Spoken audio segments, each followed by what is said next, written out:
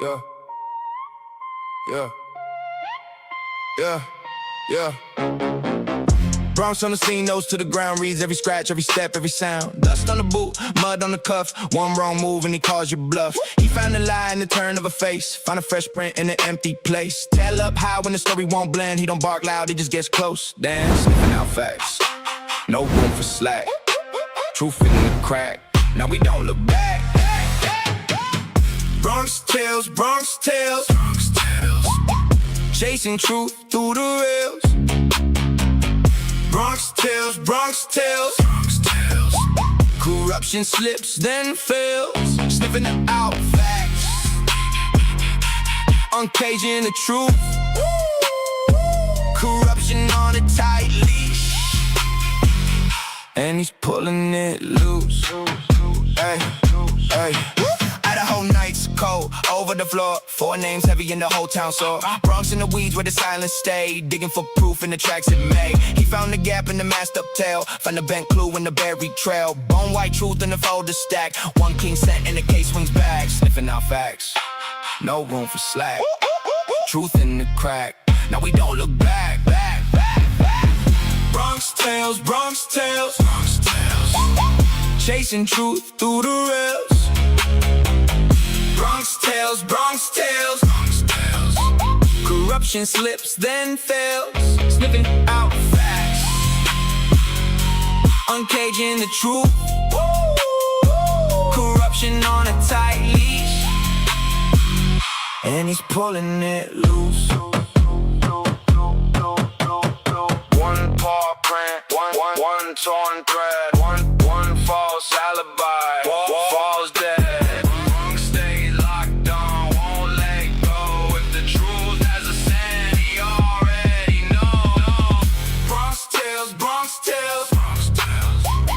Chasing truth through the rails.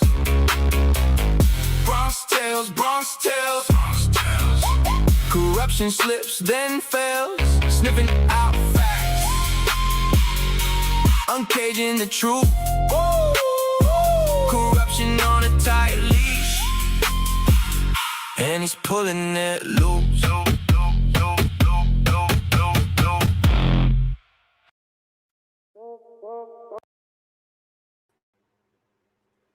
Oh, we are all little today. Oh, whoops. Boy, I think I jacked something up. Oh, man. Hello. What happened? Did something happen? I don't know. Can everybody hear us okay? Remember you said that you had problems with this dual stream stuff? Huh. I don't know what I'm doing, Jules. I know that the other day I signed because I don't think I started mine. What do you mean yours isn't on your channel? It's automatic, dear. I don't know. Yeah, as long as you did it the way that she put the instructions out, it should have automatically did it. You just have to go back into your settings. Like make sure on your settings that your stuff is set up right. Yeah. We'll see. I think you should be okay. Yeah. But what do you guys think of this interview 20 seconds ago? Like I said, I got timed out. They got tired of me putting facts in the chat. Like it's so ridiculous, honestly. I was really expecting them to be more on like the level of what they did with Cyree, pushing back some more. And this was more of just the big brown nosing contest, in my opinion. There wasn't a lot of pushback. I was really upset about them not mentioning more about Kaylee moving out. There was just, I mean, there was a lot, but that especially was wild. There was a lot, and I'm totally with you. I totally expected them to still have that kind of fire under them and kind of go at it with the same eyes that they did with Cyree. Yeah. But I feel like it was just kind of the same interview as before. And he likes to do the whole just refer to my book. Yeah, because he actually doesn't know any information. That's why he says that. Yeah. And you also notice how like he was being asked about Cyree and he kept saying stuff like, well, I don't really know what this person's saying, but now if this person's coming out and saying all this other stuff, and I'm just like, bro, do you know what he said or not? You're saying a lot of shit for not knowing what he said. And then the old classic, well, I don't know if I've really seen all the files. Yeah, he's so full of shit. Thank you so much, Miller Time, for the 10 gifted memberships. Thank you. So cool. Yeah, he's so full of shit. He's just so full of shit. The whole thing was just a big, I'll need to sell more books thing. I wonder if he's writing a new book, like coming out fairly he soon. is. Okay. But it's about the Springfield 3. Okay. See, that's the book he's actually, the way that he told the story was that he was writing that book for 2 years and stopped writing that book to write this book. Now he's going to go finish that book. Because he looks just so involved in it. Yeah.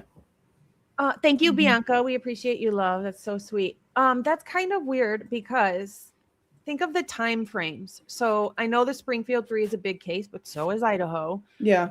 So it's taken him well over 2 years to write a Springfield 3 book and what, 8-9 months for Idaho? Less. Less. Wow.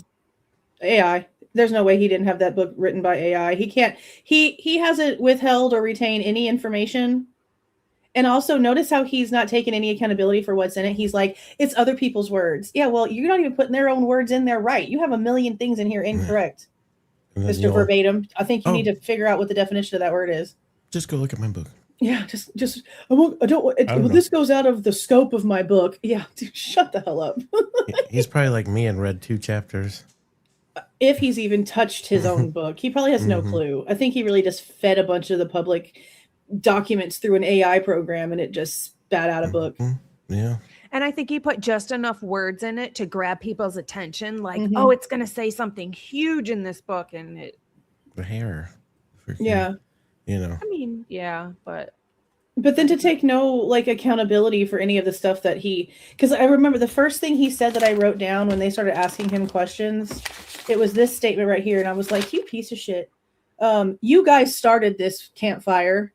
You guys started this project. Boy, you came out here with your bullshit ass book talking all this crazy shit. What do you mean? You started this side of this. Thank you. You didn't have to say yes. No, you also didn't have to write this bullshit. So yeah, no doubt. Like, Absolutely. where did your kindling come from, homie? No joke, because he just popped up out of nowhere, and now he's acting like he's the savior. Nobody was talking about any of these things before I wrote this. No bullshit. People were talking about it. You just made it a bigger deal, and the only thing that we really know of now is what the knife sheath on the floor. Okay, we've got that information now. That really does say that was there. We knew that there was a report that came out. We just didn't know about the chunk of hair, associated with that. We didn't know the details associated with that. So yeah, there's some things that we were able to go back and track, but then he's also not being honest about stuff that's so important, which is again my biggest issue. So he's supposed to do another interview here tomorrow? What? Yeah, that's what I heard. I heard that too. Lana was supposed to. Who was gonna? He owned up to his. I don't know. I thought that's what I heard.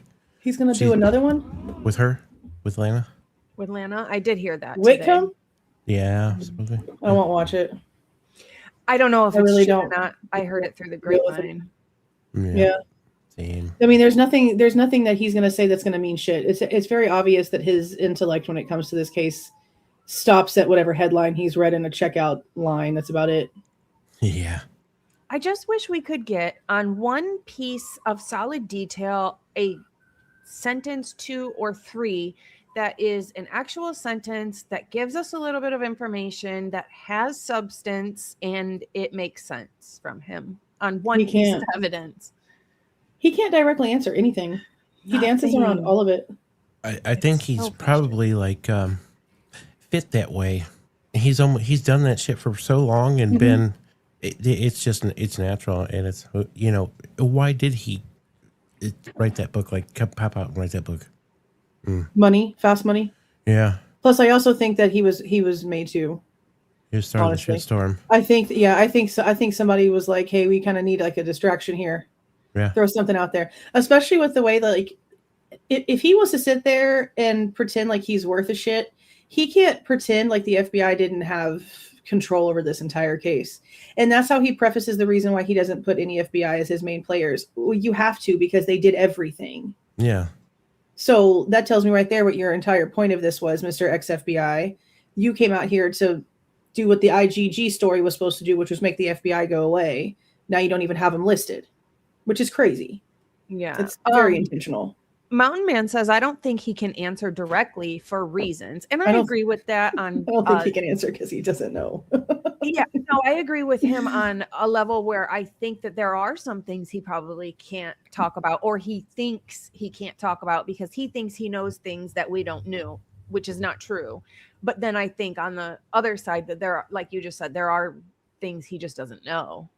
Well, it's not just that, but also every single time he gets asked something, he uses a different excuse. Like for him to not know things before the PCR was filed, it was one reason. And now that the PCR is filed, he's like, oh, well, with it, you know, the incoming legal things that might be going on, I don't want to say too much. Okay, well, what's your next excuse going to be? Like, what would your excuse be if the PCR wasn't filed? Yep. It's just the back and forth. It's too much inconsistency in his answers. That's why I just don't really, sure. Like whatever. It's like he's really good at the game part of it, like the manipulative game, the gift of gab. Yes, and that bothers me. Yeah, he's FBI. Well, you want me to tell you about my past? So, you know, when I was over in Waco, right? Okay. Oh my God. Yeah. Bro. I mean, that right there actually bothers me because Ruby Ridge stuff was not okay in my opinion. So no, that bothers me. And he just kind of just is so nonchalant about it. Like he's just like, yeah, that's the problem I have. Yeah. Yeah. Wow. Yeah, it is.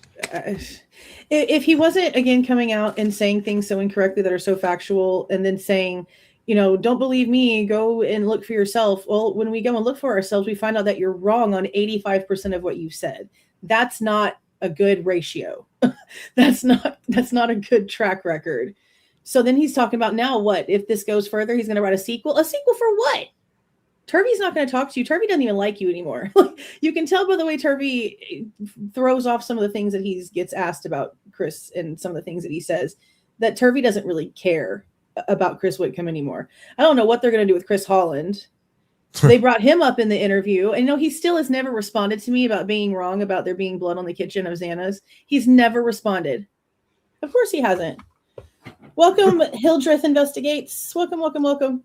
Yes. And then Chris becoming a member. And then Chris said, I agree with Chris Whitcomb said when it comes to Chris Holland that he agrees with everything 100% that Chris Holland said. Okay, so then you also agree that Xana's blood is on the floor in the kitchen, even though it wasn't blood at all. So you're telling me right there that you don't really know shit about anything you're talking about. Exactly. And I expected him to come out since the previous interview, several of them, and say, oh, by the way, I said this, but really what I meant was this, even though he was completely wrong. I don't expect him to say, hey, I'm wrong. Yeah. But I did expect maybe once or twice, hey, I said there was blood in the kitchen. That's not what it was. No correction of anything that was not. That's my problem. And that's what I was really hoping that they would use this for, is to let him maybe grab some of his credibility back by taking accountability for the things that he did have in there incorrect. And instead it was all the same. It's just like the people mover at Universal that just runs people the same speed every day, 24 hours a day. Robot. I don't get it. Yeah. So he started off, one of the first things they started talking about, and he started really rambling on about, was Sutton's report and the blood and the diluted blood. And he specifically talked about where the diluted blood was, the living room, the table, he calls it the knee wall. But there is diluted blood in Ethan and Xana's room. It's above Ethan's head, above the arterial spray. And there's one little spot that has I don't know, maybe 10 spatter marks that is diluted. And it's above Ethan's head. That was never tested. So for him to say blatantly, the only diluted blood was basically in the living room, that's not true. It's not true. There's also diluted blood on the door of Xana's room. Yeah. And he really focuses in on, they were in that bed. They were killed in the bed. He really does. He does that just as much as they need Xana to be outside of her bedroom to be attacked, which there's no proof of any of the things. And I just don't know why they need it to be that so bad. There is blood spatter on the third floor in the hallway, on the ceiling by the attic where you go into the attic, and above the third floor bathroom door. Is there really? I didn't know anything about that. Yes. That's because see, when he mentioned something about there being blood on the hallway on the third floor, it's like, no, there's not. It goes from the bedroom and then there's nothing. And then it's the stairwell. So there is some blood in the hallway area. There is. There's two different spots. One spot is outside Maddie's door, Yeah. above on the ceiling, and it's by like where that attic entrance is. And then there's Okay. another area, and it's above the third floor bathroom. So almost in the same frame. area then, because Maddie's room shares the wall with the bathroom. Up tall like that? Yes. So it's like the way Was that in the about it. is that in the photos? I want to pull that up. Is that in the photos or is it in the Ruth Ballard report?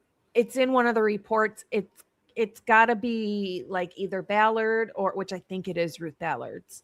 Because that was the newest one for any DNA that we got.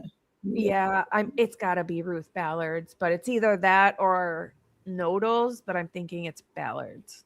Yeah.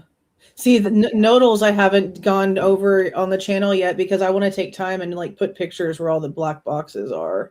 His is good. His is really interesting. Yeah, I need to get it done because I need to present it the right way. I just need the photos there. I wonder if he's focusing on this, her being in that bed was she taken from there? And something, it was. It's got to be that way or vice versa, right?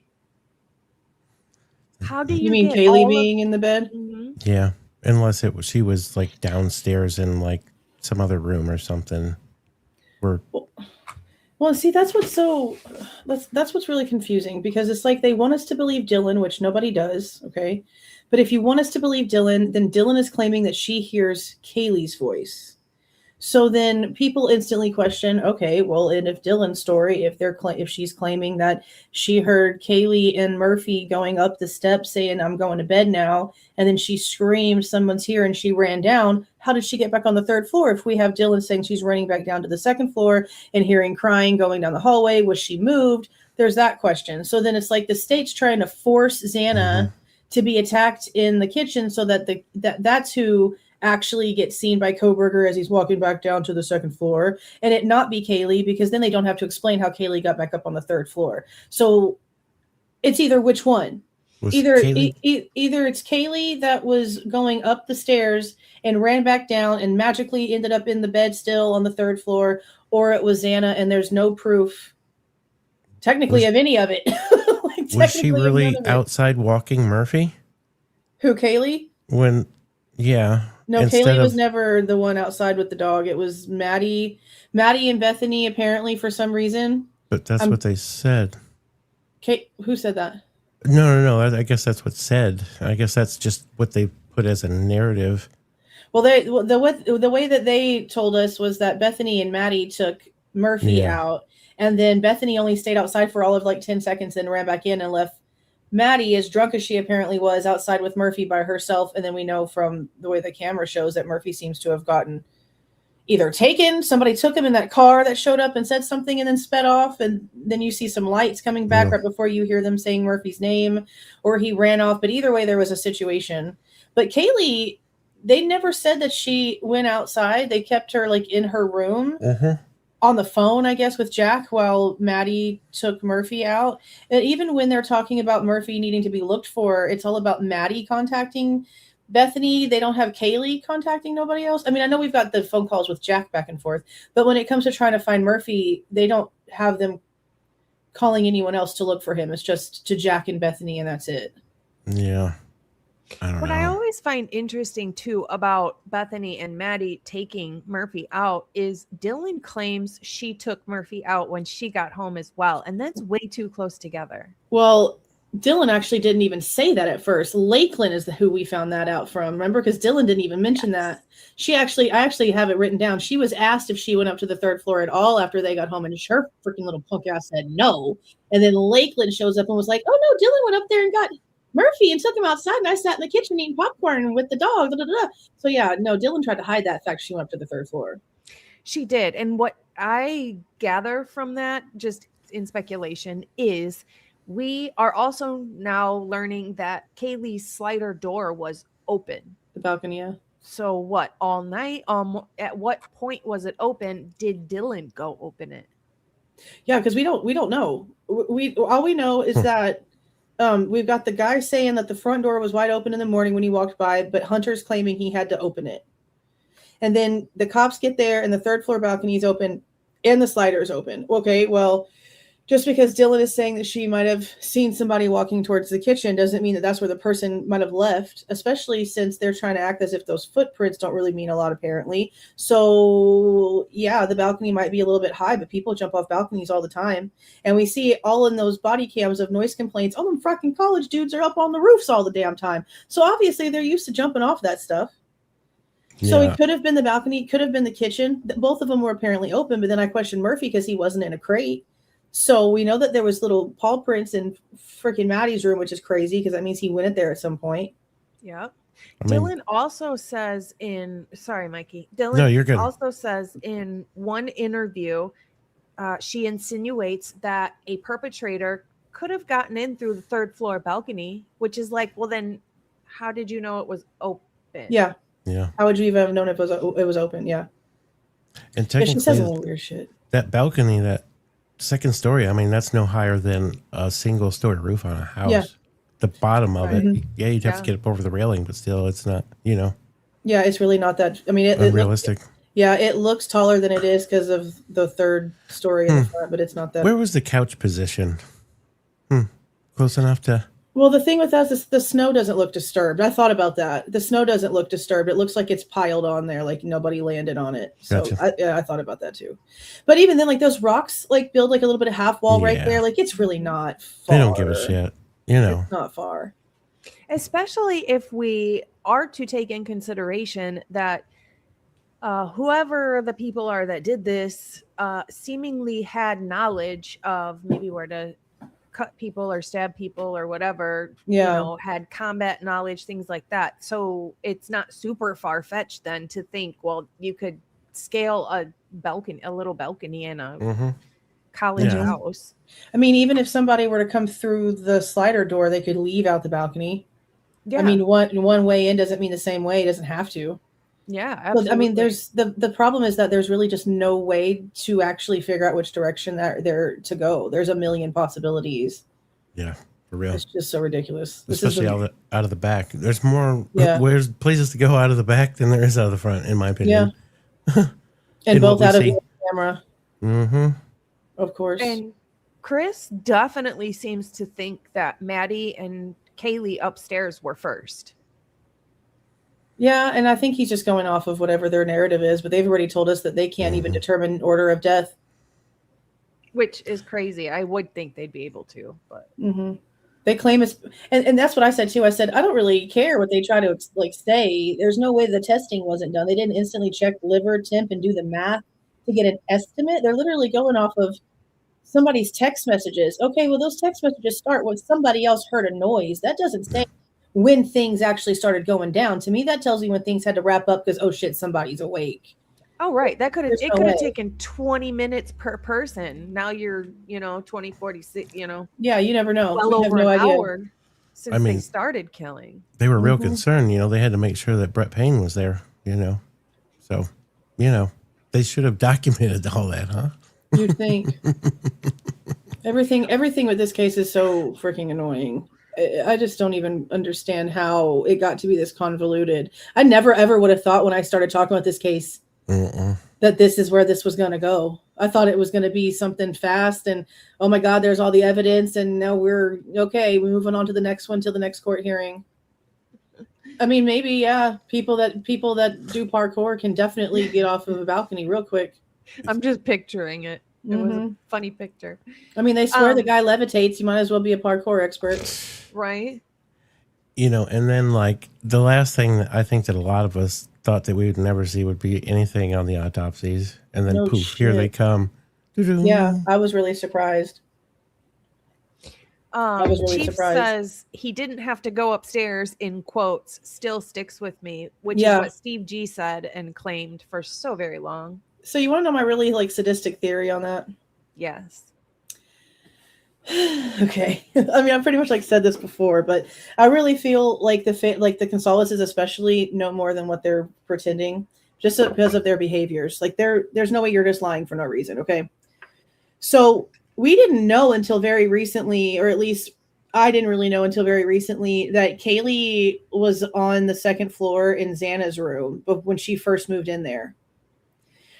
So if you consider all the lies, all the secrecy, them never going down to the house, them never going that day, Christy never being there ever in that area to her own admittance, I really wonder if, because of what we know about Steve suddenly going to the emergency room that morning for something that can be, you know, stress and anxiety induced, and he ends up for the first time in their entire relationship in the emergency room in the wee morning hours. Basically, the insinuation is like around the time this crazy shit's going on.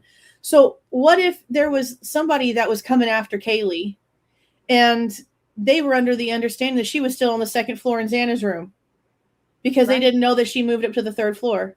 And that statement, they didn't have to go upstairs. Why? Because they thought that she was in her old bedroom and they accidentally attacked the wrong girl. I mean, that's something that came to my mind, because why would you make such a weird ass statement and then everything on top of everything? And then what really just icing on the cake, besides them not going to Moscow, was what she said about that emergency room visit. I was like, that's crazy.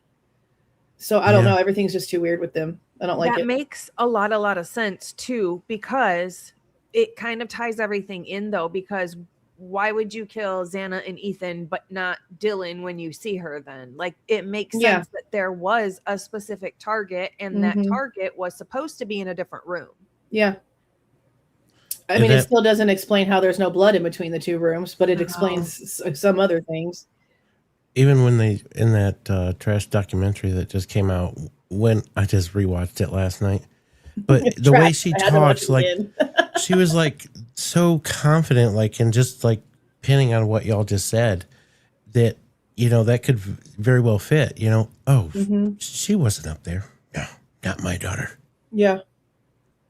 Yeah, I don't know. Yeah. It's just a lot with them. I don't, they lie about too many things, and it's weird and it's not necessary. And then the car thing, and then the way that the Walmart guy, the guy at Walmart, that, you know, in the Walmart parking lot, there's apparently video, hopefully we can get it, I doubt it though, of the car transaction.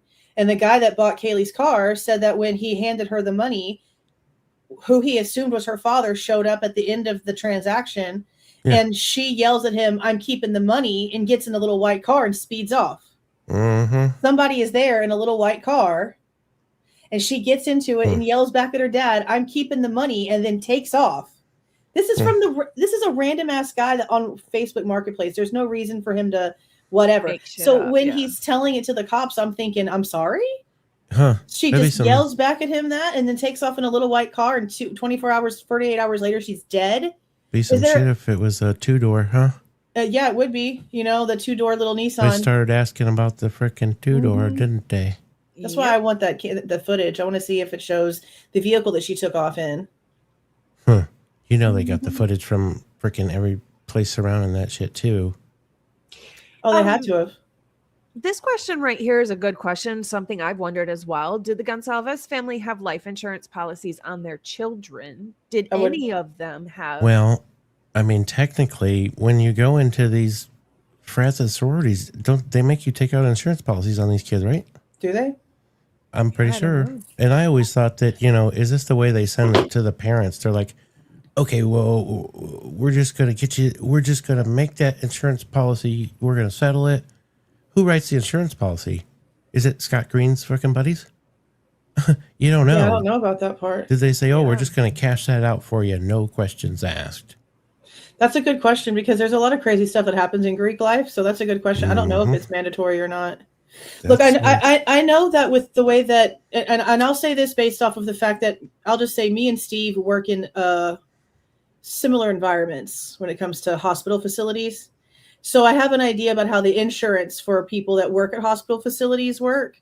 And what normally happens is your employer covers life insurance for you and your kids up to a certain amount, which doesn't come out of your check. And then there's like a very small $9 a month per person, whatever bullshit fee for if you want some extra shit.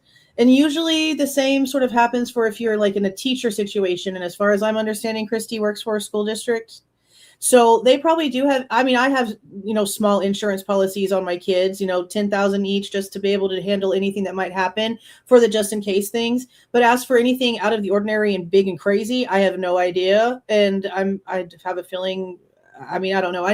I know that in other cases, I know that people have been able to find what insurance policies were out there. I haven't seen anybody digging up that in this case, but it is a good question. And usually when a parent has a child covered on their insurance through their job, they are covered as long as they're going to school until they are 26 years old. Yeah. So and there's Kaylee should have been covered. There's these clauses. So, I mean, this is a little far-fetched, but did they really hide some of this stuff of like what was actually going on with the wounds and everything and the drugs because they needed to cash out on the insurance policies? It's a good question. That is. Were they over $1 million policies? Mm-hmm. Yeah, that's a good question. Yeah, because we don't really know, because we don't see photographs to be able to compare things. But I don't know with the, I mean, I don't know. Was there any insurance policies that don't cover homicide? I mean, I'm pretty sure suicide is like the only thing. Like if you self-delete, I think that's the only time that you don't. It'd be interesting to see who writes those policies for those kids. Like yeah, in a bulk. The ones that are associated with Greek life, I'm sure. Yeah. Thank you for the 5 gifted memberships there, Apache. I just saw that. Thank you. I feel like they say, here's your packet, just sign. Thank you, Third Apache. Yeah. We appreciate you. I mean, how many people actually read the fine print? Mm-hmm. I mean, I'm guilty of not really doing that either. So yeah, I don't know. It's very odd. It is very odd. Let's see. Oh, he talks about the different weapons. So he talks about how Maddie was just an edged weapon. And then he specifically says that Kaylee, there were 3 separate weapons used on Kaylee.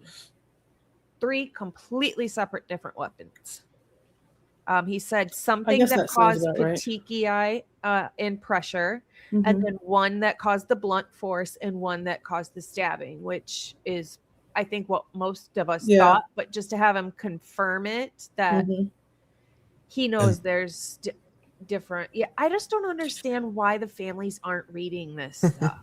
Well, the thing is, though, is he's also backtracking, though, because we had an expert already come out and say that they know from the way that the wounds were that it could not be the end of a K-bar handle. Like it couldn't be the butt end of the K-bar. It has to be something completely different. Well, now he just said, oh, it could be. Well, that's not what they said. So no, it can't. Oh, no, it definitely cannot be. So he's full of shit. Yeah. No, all happening while these two were in bed, in that small bed. Yep. Mm-hmm. And he even said something else again about Kaylee being sitting up. Yeah. That bothers me. I mean, she's either sitting up or was she standing up? You know, because like the whole thing about her being on the 3rd floor and the stories about the stuff with Xana and Kaylee and like their positioning and everything is just too questionable. And I don't care about their fucking feet being clean. Feet can be clean. Socks can be changed. That doesn't mean shit to me. And they go based off of that for all of it. Oh, because the whites of his socks were clean. Are you dumb?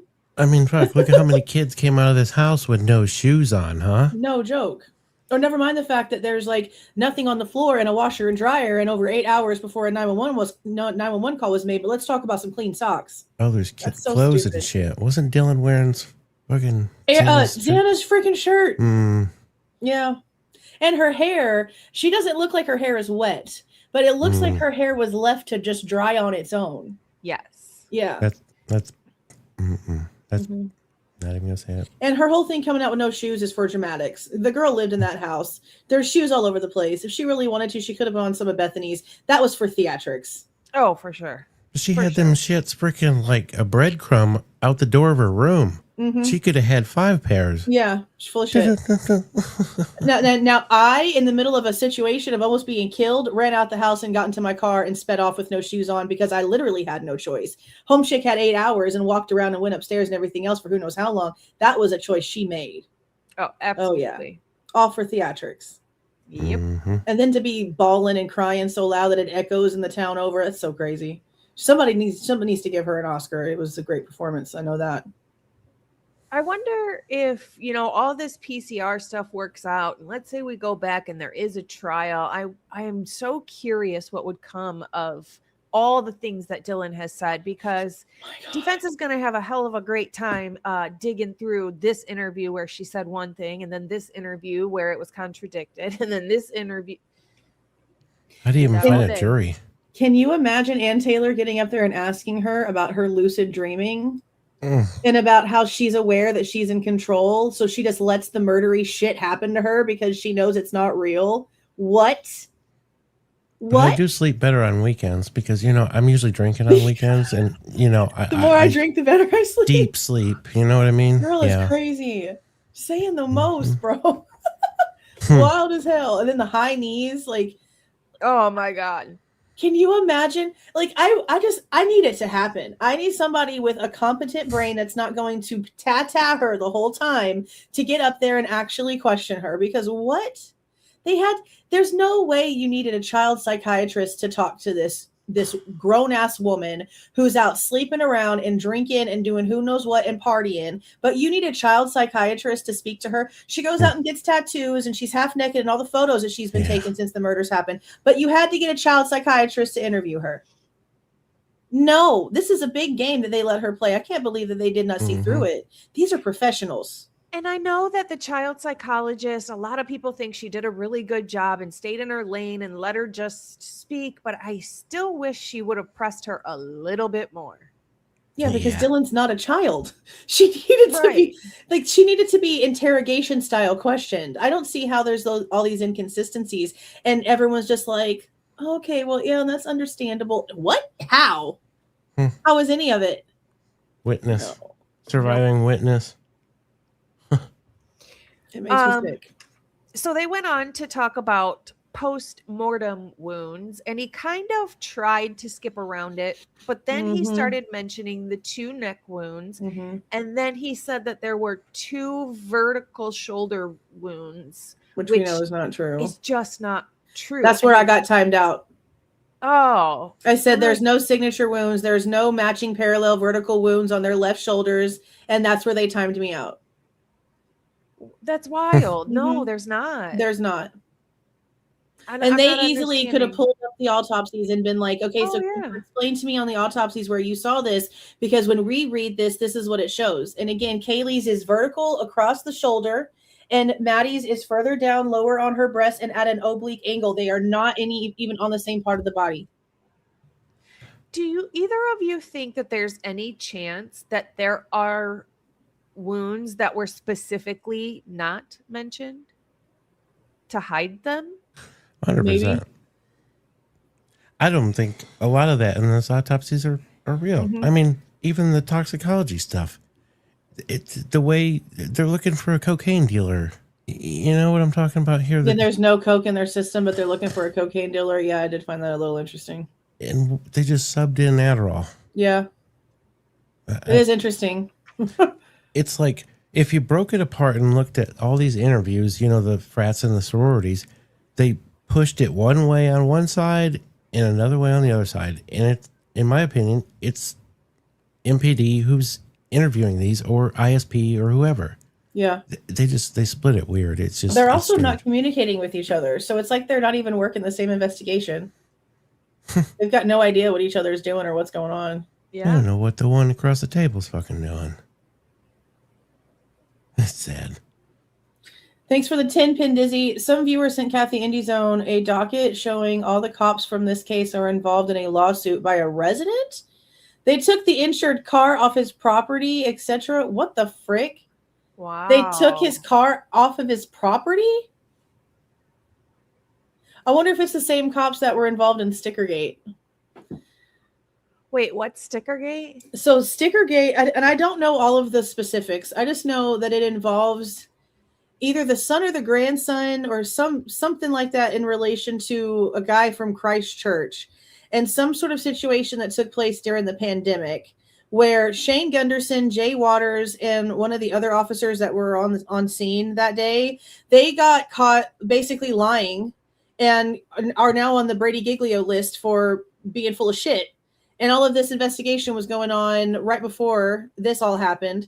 And the new lawyer that Kohberger has actually went up against Moscow PD in the federal portion of this Stickergate situation. So like I know like little bitty bits and pieces, and some of that might actually be kind of wrong. I don't know all the exact details, but I plan on getting it all together and going over it on the live because of now what we know about Roush, I guess is how you say his name.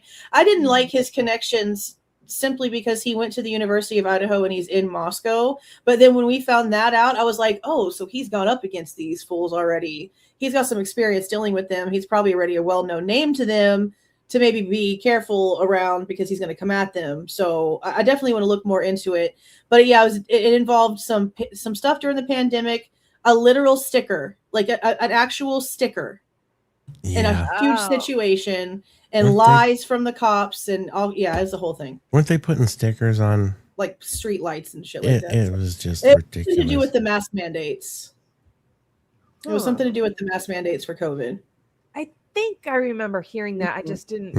I don't really know the details of it. Yeah, it's like a fleeting thing from a super long time ago, and we really only knew about it because of the officers involved. And that was who again? Shane Gunderson, Jay Waters, and one of the other ones. I can't remember the other one's name. Let me see if I can have them. You know, it's kind of interesting. Didn't Kaylee raise a big stink over, having to pay for the sororities living in there and they couldn't live in there? Yeah, I mean, I would have too. That's some bullshit. Makes you wonder, if she slapped a sticker or two. Maybe. Yeah, I mean, I agree with her. That's some bullshit. There's no reason why the university didn't do something for that. To pay all those fees for nothing is crazy as hell. It's super wild. No, I have somebody sent me something about. Okay, here, Logan, I'm going to forward you this. Okay, if you want to look at this. This is about the Stickergate guy. Absolutely. And it's the first picture shows the case number, and it has Mitch Nunes, so first responder, Mitch Nunes, Shane Gunderson, and Jay Waters. Oh, we're all involved in it, and it's like there's some art, but you can find articles too. But there's links to some pictures of some articles from the Stickergate thing in that email. Oh, cool. Okay. So yeah, it was all three. And see, Jay Waters, he wasn't there at first, but Jay Waters was somebody who showed up when the bodies were being removed, and he escorted Xana and Ethan's bodies to the funeral home and then came back to then help Blaker escort Kaylee and Maddie to the funeral home. And I tried to get his body cam, and even they won't even redact it and release it. They just straight up told me no, they won't give it to me. Oh wow. But they told you that the freaking Amazon spreadsheet was FBI shit, and then they gave it out anyway, which is still just crazy because somebody else had that already redacted, and he only paid a duplicate fee for that. And there was a couple other things too. This is not the first time this happened to me. Well, it's not the first time it's happened in this case either. This just been going on for like a hot minute now. People are doing some crazy stuff with the FOIAs. And it doesn't like bother me as far as like, oh, I wanted it. No, it's not about that. They're not being consistent in their answers. Yeah. It either belongs to the FBI or it doesn't. And if it belongs to the FBI and I can't have it, then everybody should be getting denied the exact same way. But on top of that, if it's already been redacted, so in between the duplicate fee and you being denied in May, when was it? How long has it been out there? Right. That's months. That's 3 months. I'm curious, can Connor see, or can any of us, I guess, see when it was previously, when somebody paid for it? I think that they tried to get a list like that, and it had I think the list that they have does have personal information on it for who it was, but they removed all of that before they posted it, so not everybody's information was out there. Oh, because they do have a FOIA list. So I mean, you'd have to. I would email them, or I'll email them if you don't have their email. I'll email them and get y'all connected in the back end of stuff. But like they had all that, they just removed it because they left everybody's FOIA information. That's how I understood the way that it was posted. It was that personal information had to be removed because it would have doxed everyone, basically. Yeah. Right. Yeah. And we don't want that for sure. But no, but it's only 3 months too. Like what they posted is only, I think, like from May to August. Yeah. Kay Tolly Pitlove says Connor has the Amazon list. Yeah. So what we're talking about right now is I FOIA'd that Amazon list, the click history, the receipt for the K-bar on Bryan Kohberger's end. I FOIA'd that way back in May, and they gave me a response that said, we can't give you this because it belongs to the FBI. However, Connor got it, but Connor didn't even have to pay full price because some random person had already paid for it, been approved, paid for it. So then Connor found it in, I don't know how he found it. So this is what I was told, that he just put in a blanket request to pay a duplication fee for anything he didn't already have that was already redacted. And that was one of them, along with the WSU professor interview that had been redacted and not released. Ah, interesting. And the first time we came across this, Connor had emailed me a short list of these. And the first one was about the stalker that Kaylee told people about back in September. That interview with those multiple girls in that one had been redacted and never released. And that was the first time we had come across that. And I found that interesting. So I guess a good question for this attorney that's all part of these redactions, is would you slip up here and let us know about the sea cane and all of that? Why didn't they hide that? Yeah, why did they let all of that out? I'm surprised. They blocked the fact that Jack and Kaylee were together for blank years, but then everything else about that's just out there all crazy willy-nilly like that. That's wild. No, Mark B, he didn't reveal anything to me today, besides that he's a bigger tool than I thought. That's pretty much it. I saw a super sticker thingy. I don't want to miss it. Where's it at? Yeah, this one? Okay, yeah. Thank you for the 20, Sammy. I think the screaming was from the torture and murders happened. I think the car they say is BK is a pickup car. Possibly went in and was like, nope, F this shit, I'm out. BK is not stupid. No way he drove his own car. So you think that the noises are from the stuff happening already, and whoever is in the white car was somebody that came to maybe pick up the person that was doing the crime. It's actually interesting that you said that. One of my original thoughts before we knew anything about the car, like just in general, just seeing the way that the movements and stuff were, I was like, is it a pickup car? This car never parked. I think I did like a 3-part series in the very beginning of this. And I'm like, the car doesn't seem to ever park. It doesn't seem to ever stop, really, from what we're kind of seeing. So I was always like, is the crime happening while the car is driving around and the car is waiting for the person to come out so they can jump in the car real quick and they can take off? That's kind of where I always went with the car. I've never really seen anything that made me think otherwise. I just kind of forgot that was like a thought that I had for a long time there. I mean, nothing's really changed it. I guess I just sort of forgot about it. Pav did an interesting video recently that really pins that whole circle. And I was wondering, because where it goes, I don't know. It's just interesting to the circle. You mean like on that side of town? Back into the Linda Lane parking lot and back? All of like it goes down around. You'll have to check it out. I'll send it to you, but it's pretty in depth. They just keep looping around, and the times don't match up to to a lot of things, especially. I mean, there's also like no proof it's even the same car. It's not. Yeah. I don't think I think there's some of it that we're seeing, and it's the damn cop car, the undercover cop car. But then I think some of it's not even the same car. I think we're looking at multiple cars. The same way that for a long time we thought there was just one dog barking, and then we get the shit in here. It's multiple dogs, little tiny dogs, big dogs, all kind of dogs. Yeah.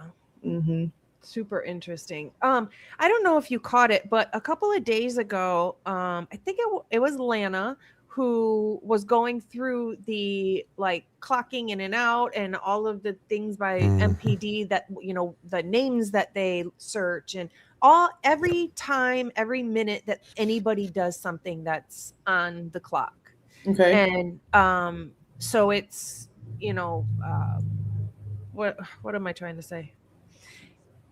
There's a timestamp for every single move that each cop makes. And what's really interesting about this is including Rosie and Tesdall, who were in the area from 4:07 to 4:32 in the morning. There is not one move made by any officer on MPD. And that's where that pins into that. And the 2 and 2, that car went around twice, and some other car went around twice. But what's super interesting too is that Rosie was starting to look somebody up, and it's like he stopped, there's that big blank from 407 to 432, and then at 432 he resumes that same search. What? So yeah, so like they were So distracted he's by so, something. so this is like him on his laptop, and you can Yeah. see Mhm.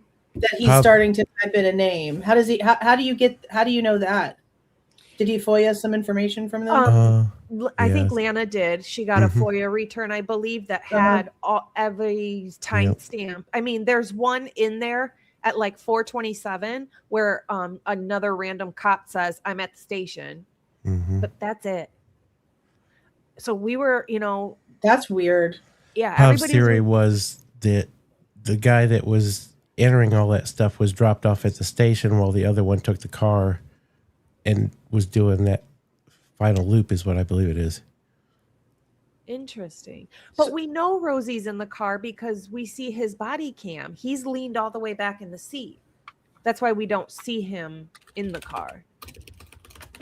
That's why Molly didn't see him in the car, because he's leaned all the way back in the seat. See, that's where y'all are important. Oh, you're talking about Molly seeing a car drive down. She said that one was tan though. Yeah. So isn't the undercover cop car silver? But in the light, it looks tan. Yeah. Oh, that's true. The freaking fluorescence.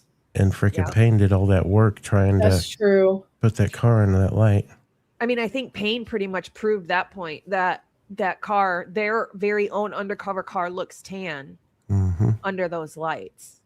Okay. Yeah, that's true. He did. I remember that report. I remember that. Yeah, I don't like that. Do we know who do we know who they were looking for? Does it show the search query? Yeah, I think Lana said it in the video. I don't have it pulled up. Thank you, Mikey. It won't take long here. Yeah, I want to say it's like a last name that starts with an O or something. Just a random.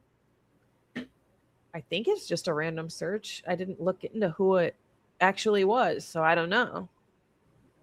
Okay. But I mean, we know they were in that area at that time. So what distracted them from 407 to 432? Conveniently. Yeah. It's just too close, and that's sitting with me really hard. I don't like that.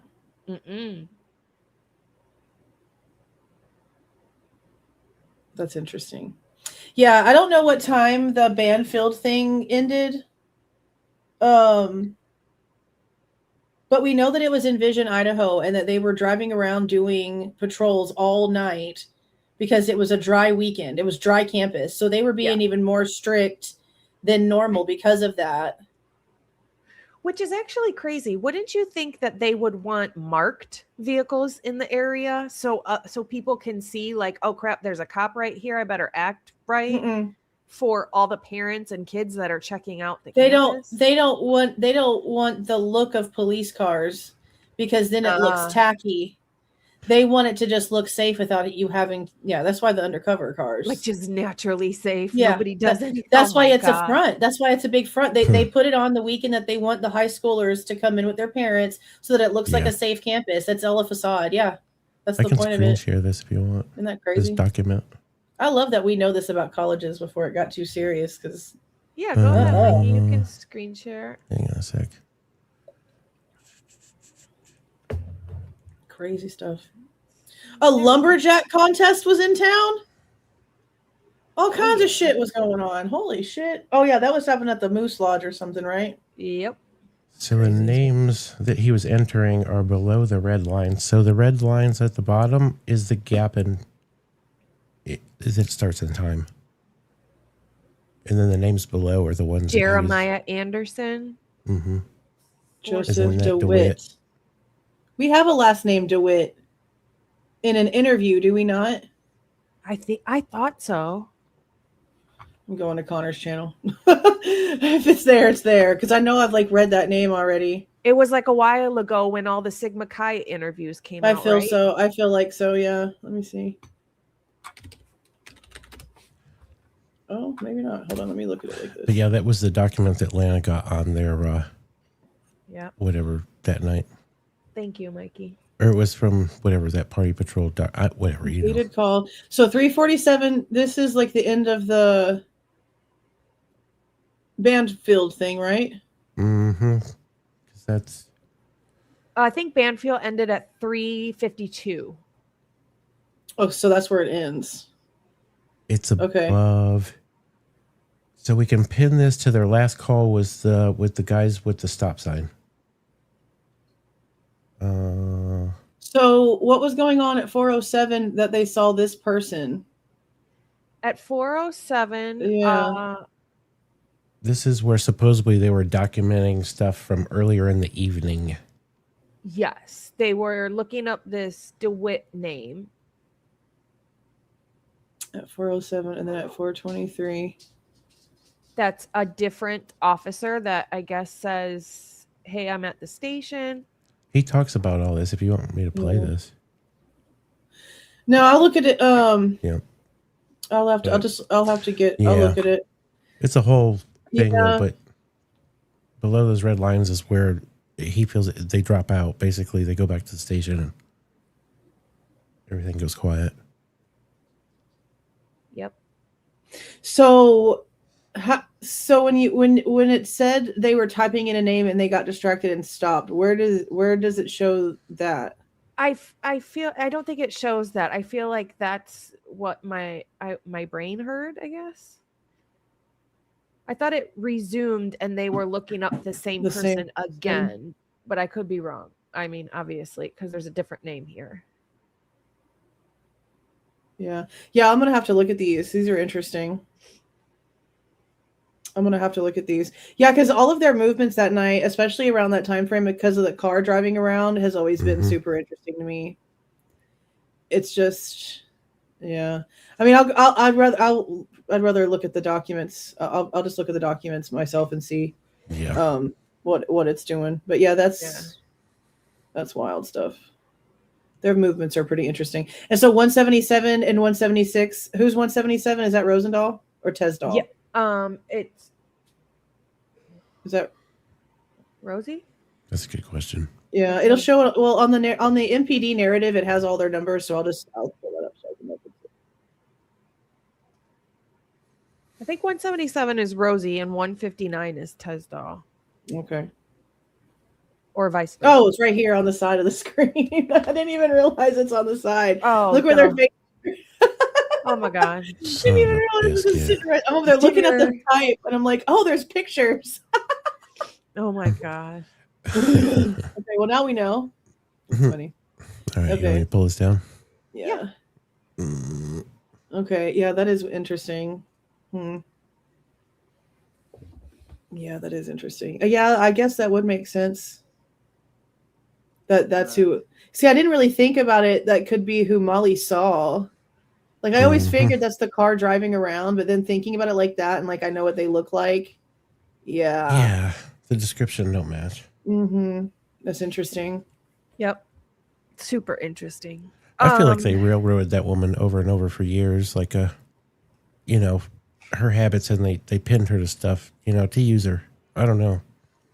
Everything with her is so freaking shady, and I don't like it. I don't like how she changed her story to, oh, I saw this spiky-haired, reddish blonde-haired guy, blah, blah, blah. To, oh, my God, I parked right next to Bryan Kohberger. No, the frick you didn't. I think that was Bill Thompson pushing her. Yeah, because that's her bestie. It was Josephine DeWitt. Are those That's the girls who it was? Are those the girls in the Elantra? Yeah. The silver Elantra? Yeah, we were talking about that. Okay, that makes sense.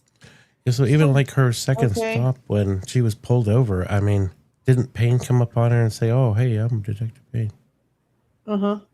It was just all like super staged for. Yeah, TV. it's all very strange. Sorry. No, I don't like any of that. This I still need to look at. I still need to look at this. But no, I agree that they molded Molly's story into whatever they wanted it to, but for something, she did something and she got out of something, because you don't go from seeing somebody that's a cop in an undercover car to then trying to say that was actually the suspect in a quadruple homicide for no freaking little reason. Like there's something that happened there. I mean, they're probably still playing her today. I mean, probably. Look who she's part of. I mean, yeah. I feel because y'all know that, like, did y'all look at the reports and see that Detective Vargas went to go pull all of Molly McMichael's information just 5 days before the plea? Yeah. Yep. And this is where this all went sideways. They freaking Ann asked for the freaking whatever on that freaking car, and then it was the next thing you know, the police getting served. Yeah, all of it started going downhill. They didn't want to come off Payne's bullshit where he tried to flush that shit, and whatever was going on with that. I just know he's way too concerned about the university to be trusted. Payne.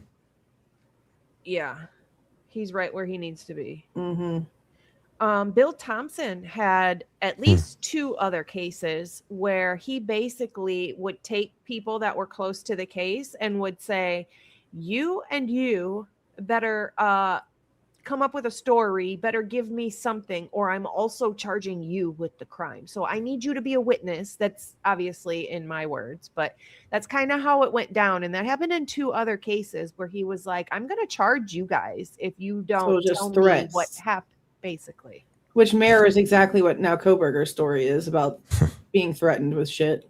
What was that, 30 years and what, 2 trials? Isn't that crazy? Son of a bitch. You're not even a damn attorney. For Whitcomb to say that Bill Thompson, what I have his exact words, he says an exemplary career. What? Where? I mean, it tells you what he thinks about himself. That's for sure. Shady as shit. Porsche driver. No. Ass kisser, bro. That's how he got where he's at. He's an ass kisser. We talked about the last time you were on the verdict room, right? That whole Porsche thing, right? Yeah, I think so. Yeah. So annoying. Golly. He also kept saying over and over, which is very true though, if Bill Thompson had more information, he surely would have used it. That's what I said. I feel like that was a huge dig at Cyree. While also claiming that he has no idea what Cyree was saying. Right. Yeah, no, that's what I said. I said because Cyree said he gave his information over to the state. So if the state freaking has it, then how come the state never tried to freaking use it? Right. If it says all these things, that don't make sense. There's no way that Cyree told the state that Bryan Kohberger was in their living room and they didn't use it. There's no way. Unless they believed him and tried to verify it and he's wrong. Probably. Which is why they continued with, well, we really can't still connect anything because regardless of what Cyree tried to say, that's not true. We got this little piddlywink touch DNA on the side of the sheath. They can't even be honest about where it is on the sheath. We still have no clarification on that. There's too many back and forth still. They can't prove a damn receipt or a door picture for the shit that he bought. Either that. GTFO. I just don't understand how we don't have that first and foremost. That invoice right there. So dumb. I also, Whitcomb said that Bill Thompson never stated in any court hearing or plea hearing, anything, that the DNA was matched to Bryan Kohberger on the knife sheath. That's not true. I was so confused. He said it plenty of times and it's in a report. Right. It's item 108. I know I heard that.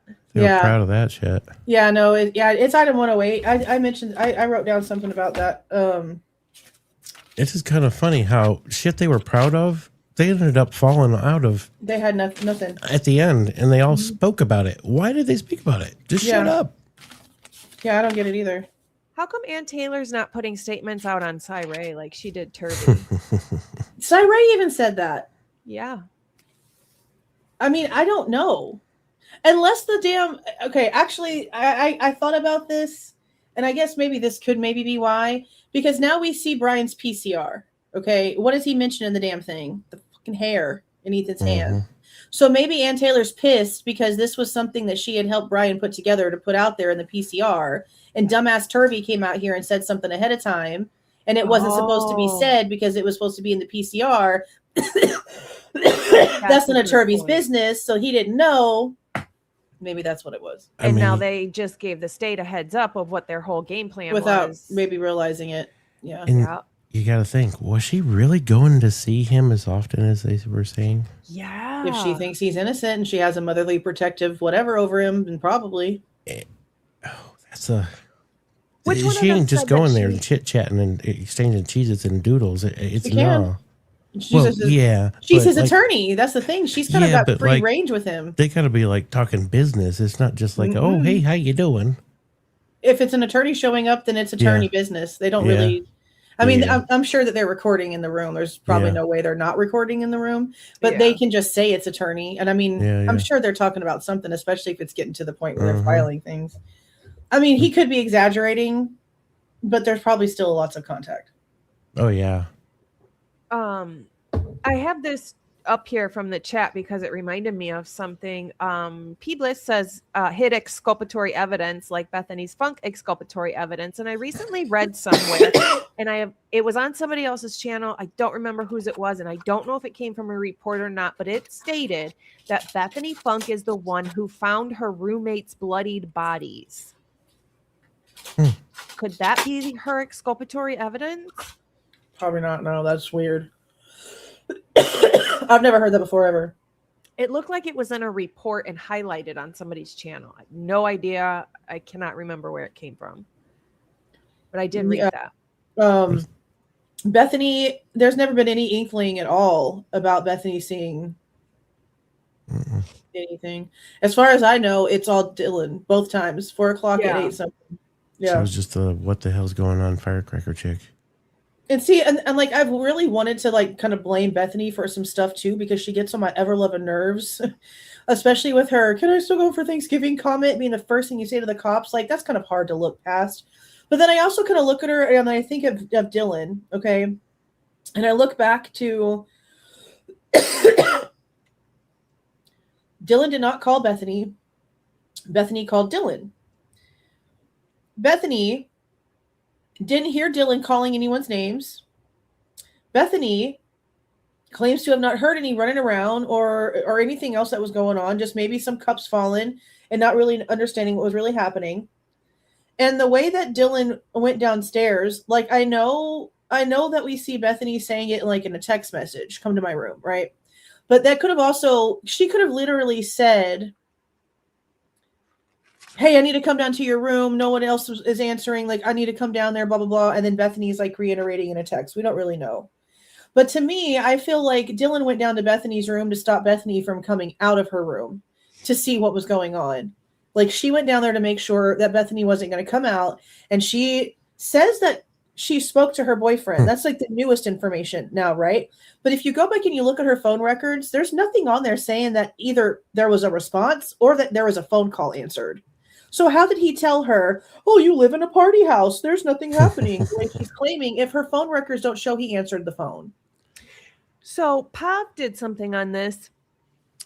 He said that he believes it was through Snapchat, but the problem with that is the only back and forth between Dylan and her boyfriend on Snapchat was at 2 a.m. And it was really brief. It was like 1 to him and 1 back, and that's right. it. But he doesn't know that. I wonder if freaking like, because it just shows like the program used. It doesn't say the person. Right. So I mean, it could be that she was talking to him at 2 o'clock, but like it doesn't show. The only person's contact information we have is that Brittany chick, and then we have Dylan messaging Eric Gower, and then in between her messaging him and him messaging her back, there's a bunch of messages back and forth. They don't say who they are. So is that what he's talking about? Like that gap of time right there in between 2:10 and 2:13? Because after that, they don't show us anything else. Yes, I'm pretty sure. And you're right. He was kind of insinuating that it was just, that was to Quinn. Because it doesn't say. Oh no. Yeah. But we also have, that's the only time. But there's also there's messages in between. If you look at her phone stuff, there's a call to an unknown number, and there's like I think 2 or 3 throughout the whole time outgoing messages around that time frame, and that's pretty much it after that. Like it's Bethany, and then it's her calling to other people, and there's like 2 messages and 1 call, and they don't tell you who they're from. Who they're for, but it's her calling into them and there's no answer. So when she says in her newest stuff that she was on the phone with her boyfriend when she was on her way to Bethany's and he was telling her, "Oh, you live in a party house, blah, blah, blah." I'm like, okay, well then why does this contact information not show there was an answer? Why does it not show an incoming message? It's only an outgoing message. So even then, if she's trying to say she talked to him, where's the proof in your phone records that you spoke to him? Right. Even if it was a Snapchat call, it would have still showed that there was a time frame. Right. So there's two That's sections. interesting. There's some stranger she's talking to in between 2:10 and 2:13. And I don't know, something about those messages make me feel like they're the reason why she didn't get back to Eric Gower. Like maybe there was somebody else that ended up doing something with food in that time frame, and maybe that's why she didn't respond. But then there is around the time frame that she's going down to Bethany's room messages that don't have a name. Ah, interesting. Oh well, thank you for the $4.99 K Tally Pit Love, and thank you for rejoining. I saw that you rejoined earlier. I appreciate that. Thank you. Oh, that's cool. What did I hear? This is real blank. We just heard something recently about some blonde-haired girl walking around at 2 something. No. Who did what now? Where the heck? I don't know where I'm pulling this up at. I almost wonder, was Bethany not even there and Dylan corralled her as she came home? Let's just go to your room. There's a video Of them upstairs. Apparently all of them in Kaylee's room. Yeah. We've heard the audio of it, but Uh-huh. they haven't released the damn thing itself. Is that the one where it's all like the phone's all funky and like blacked out? No. Well, I think they've only ever oh, well hello Lipso. I think they've only ever given us the audio of it. You gonna say hi? A blonde fled the house at 2 a.m. I don't know. I'll have to get my shit together. Oh, I know what you're talking about. You're talking about the astrology group from the school having cameras out on 11 something somewhere. Yeah, I saw the post about that again. Been a long time, but I read that post again the other day, and all I know is that it was posted that some astrology group had a camera out there, and in the post they were like, "We don't have to say why we're recording. We're just letting you know that we were recording and that we've told authorities." But then that whole post got completely like deleted. You know, that'd be some shit if that was that astrology camera in the back of that house, huh? Because that's what the rumor was, that it captured a blonde girl running from the house and getting into a big black truck. And not the FBI's camera. Mm-hmm. Huh. Thank you, Bianca, so much. I appreciate you. Yeah, that was that one. That's Hey, interesting. spiraling. If I foiled what, love? Which one? Which FOIA? Lots of FOIAs. I got a bunch of them waiting. The hell's the lookout? Oh, for? Emma Tiger. Emma Tiger is what conspirally. Oh, So the documents that came out today said the phone that was in Kaylee's closet, that they forensically downloaded it, and it turned out it was Emma Tiger's phone. I'd never heard that name before. I did not hear about it until, oh my gosh, it was fairly recently. I'm going to take right now. Emma Tiger, yeah, probably. See, I was wondering. Let me see. Get off the book, baby. I know you're sitting on this piece of trash, but let me have it. Let me see. I've wondered if maybe she was in the book. Like, is her name in the book somewhere in the timeline or some shit like that? Because like we've seen so many Emmas, but that one, I just wasn't sure if I'd seen it anywhere. But I don't know. But yeah, that's her phone. Her phone was in. It was the iPhone that was in Kaylee's closet. They did a forensic download of it and then found out that it was Emma Tiger's phone. You think they might want to talk to her, huh? You'd think there'd be an interview with her, yeah. I also heard that Emma's last name. So Tiger now. Yeah, she's married. Okay. That's what Lady Di said, that Tiger is the maiden name. So her last name is different now. But I had never heard of her before. I was like, damn, y'all are ahead of me. I don't know who the hell that is. There's so many names to keep up with. And so many same names. Yeah. I don't see her in the timeline. See, and that's something else that I wish that they would have freaking asked him about, is who apparently has the timeline, because, you know, we did what you told us to, and we went to try to get the information that you're telling us about. But turns out we asked MPD for the timeline in your book, and they tell us it doesn't exist. Of course, that was not mentioned. Oh, because Firelink says we talked about it on July 7th. I thought it was Kaylee's secret girlfriend. Oh, okay. Now that makes sense. Yep. Oh, y'all talked about it? Yeah. I have to go back and look. I've put in so many dang FOIAs. I know that they've been sitting on a lot of my FOIAs. Secret girlfriend. So do y'all have information about their relationship? No, we speculated quite a bit that either Kaylee or Dylan had. I mean, maybe they all take some funky ass pictures. Dylan and Maddie did when they were bigs and littles. It's just yeah, just. Well, Home Dude said something about the people's relationships in that house today. I know, but he insinuated that before too. Yeah, he did. And it seems like he's doubling down on that, and I find it very interesting just because I've speculated before about a couple of different relationships in the house. And who was I find that very interesting. Oh, damn it. Really, really interesting. I think it's possible that Ethan and Bethany might have had something. Total speculation. Well, I know the Erica messages are interesting. Yeah. Because, like, who could that possibly be about?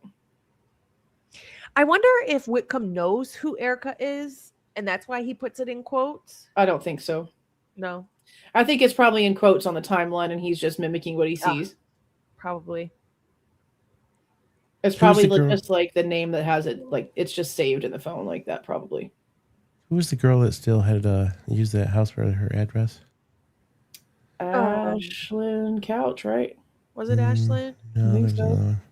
There was another one? There is another one. Oh, what is her freaking name? We just went over this with Dago the other day. Oh my god. I can't remember. There's so many freaking people in and out of that damn place. There was somebody though. Was it Bianca?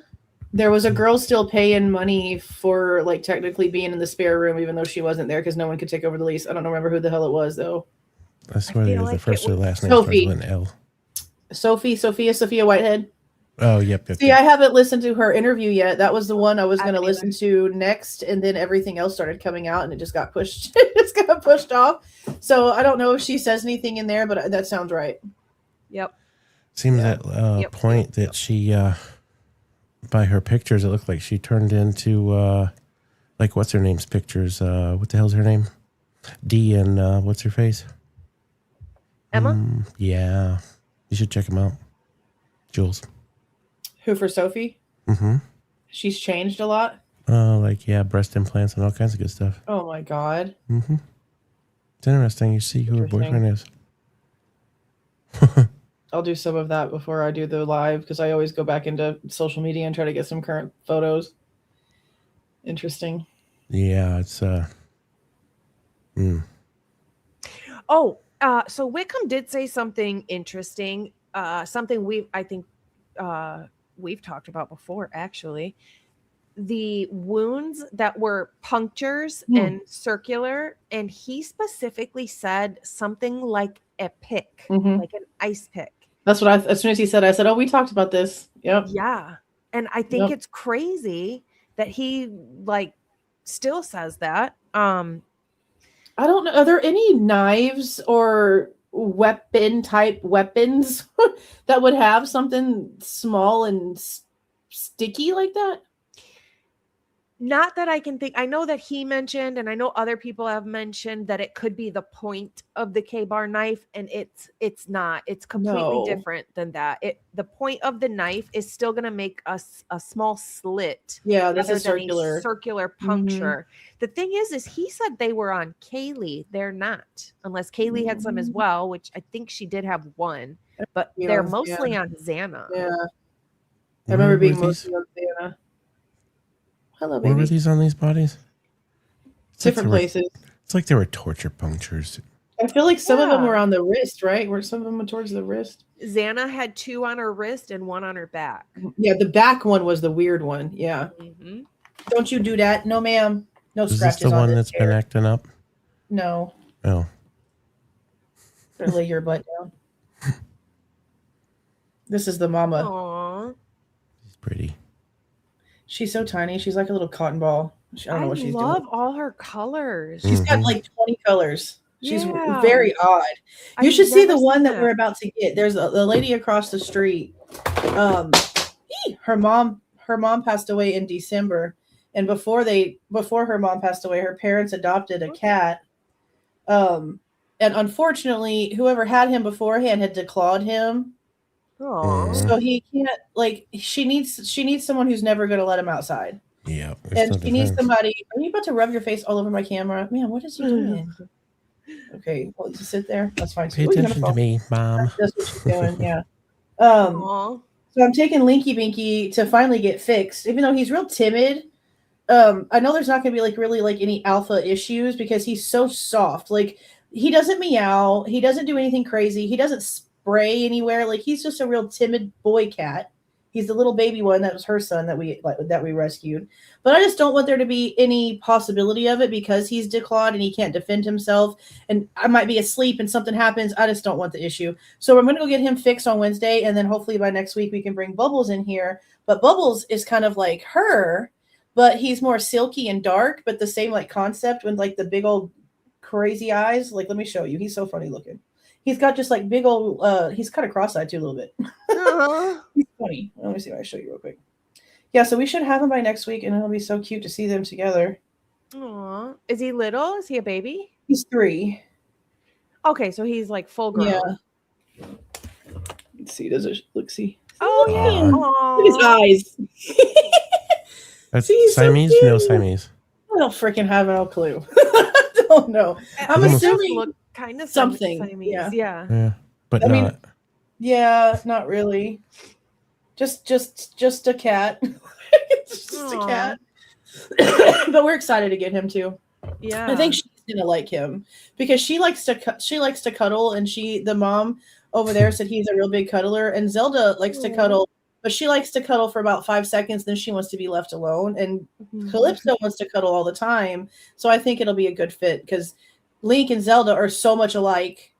And now Calypso, I think she's finally going to have her little match, so it'll be good for them. It'll be good. Aw. Them. I'm excited to have another one.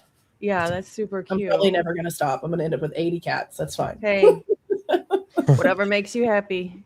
All the cats. Hey, somebody's gonna railroad you for that. This cat I mean, lady. That's fine. I don't give a damn. Yeah, I wouldn't either. I've already like dealt with enough humans. Give me my cats, okay? I've done it all already. Just come on now. Mm-hmm. Sparkly says, Logan, if Xana fought back so hard, why wasn't BK beat up and cut up all over the next day like most people? And that's seriously a very obvious but valid point. Like, Yeah, because she fought her ass off. well, and we have unknown male blood DNA at the scene mixed in with the victim, so somebody did get hurt. Yep. At least I think. That's what it seems like. You would just common sense, especially with the mask that Dylan is claiming that she saw. That thing is soft little material. You're telling me that scrappy old Xana didn't go for the freaking eyeballs, didn't start trying to grab some hair? There's no way. Thank you so much for the gifted memberships, Conspiraling, for the 10 gifted memberships. Congratulations to those who got those. I appreciate that. Thank you so much. So yeah, there's no way. Well, you know, Steve's new information on his how many punches he was able to do. What was it? Oh my God. I was like, dude, no. Do we know where, like, do we have it nailed down to actually what Steve was doing? Because he says he was at the hospital, then he says he's watching football, then he says he's on the phone with a gun in his hand hiding in case there was movement outside of his house. There's so many I can't keep up. That night the first thing that we were told about anything prior to the football game came from Christy about Steve being in the urgent care that morning. And she said it was so crazy because in our entire 20-plus year relationship, he's never had to go to urgent care, blah, blah, blah. Okay. Now, all these years later, he's saying what? People need to understand when you're on call, you can't just leave. He must have been his hemorrhoids. That he was on call. Yeah, and I'm like, you can't be 25 miles away from the hospital for your dead child? I'm sorry? Yeah. No. He just makes it more clear every single time he speaks that I've been right about the type of person he is the entire time. You drop everything and say, F that job. You can literally fire me. I don't give a shit. I've walked when Ariel first got sick before we knew what was wrong with her, and we were going back and forth so much, and I would get doctor's calls. I didn't give a shit what I was doing. You can fire my ass. I'm dropping what I'm doing. I'm getting on that elevator and I'm answering this damn phone call because it's about my kid. I don't care. So for Steve to say that, like the boss wouldn't have understood. Your daughter's house is freaking plastered all over the news with cop cars and sirens everywhere. You're getting bombarded with phone calls. I think your boss would have understood. I think I I would just have can't been believe. Go ahead, Mike. I think I would have been a little more emotional if I heard that my dog got out of the backyard. No Just shit. saying. I'd be running home if my dog got loose and I was at work. But Yeah. anyways, my bad. I don't give a shit. Fire me. No joke. And that's for my dog. Like, Yeah. for a kid, what? I don't And understand it. I just couldn't believe that it actually came out of his mouth that he said that, because do you not hear how dumb that sounds? They don't care. He said it twice too in that interview. He doubled down. He doubled down. Unbelievable. I just don't understand. Like, what did you think that was going to accomplish, Steve? We're all parents at some point. Well, most people are parents, and we have all got jobs, even on call or not. We understand how things work in the real world. So what did you think that was going to do? What the hell's his job now with all these media freaking? Well, what the hell's he doing? Talking about a job. I just Like, don't oh, understand how shit. he thinks that he works in IT with the incapabilities that we've seen come from him. Mm-hmm. Yeah. IT where? You just said it. Yeah. Yeah. Pretty much. No, for real. That's a. I don't get that. I don't think I'll ever get over the fact that they don't read documents at all. I couldn't imagine being a parent or a friend or a whatever, and somebody that close to me, especially a child, and I'm not reading their documents to know every detail that's going on in their case. Mm-hmm. I don't understand how you demand transparency and honesty and accountability for 3 years and then tell people don't read the documents, don't ask questions, case closed. And then go That's into a weird. DNA company and say, "Oh well, we hope we find some cases here." Yeah. The Okay. hypocrisy is so ridiculously screaming at you in your face. Great You should start with spokesperson. your daughter's case. Yeah. And test the DNA in that case first And the hair. before you help. Yeah. It's just too much. I Um, don't trust anything they put their name on. I just don't. Sam asked Whitcomb what other evidence pointed to other suspects. And of course, he wouldn't be specific, but he talked about DNA swabs, fingerprints, and they pointed to other people. And he basically said that once they had Kohberger's name, they were tunnel vision. They had to take everything and match it to Kohberger.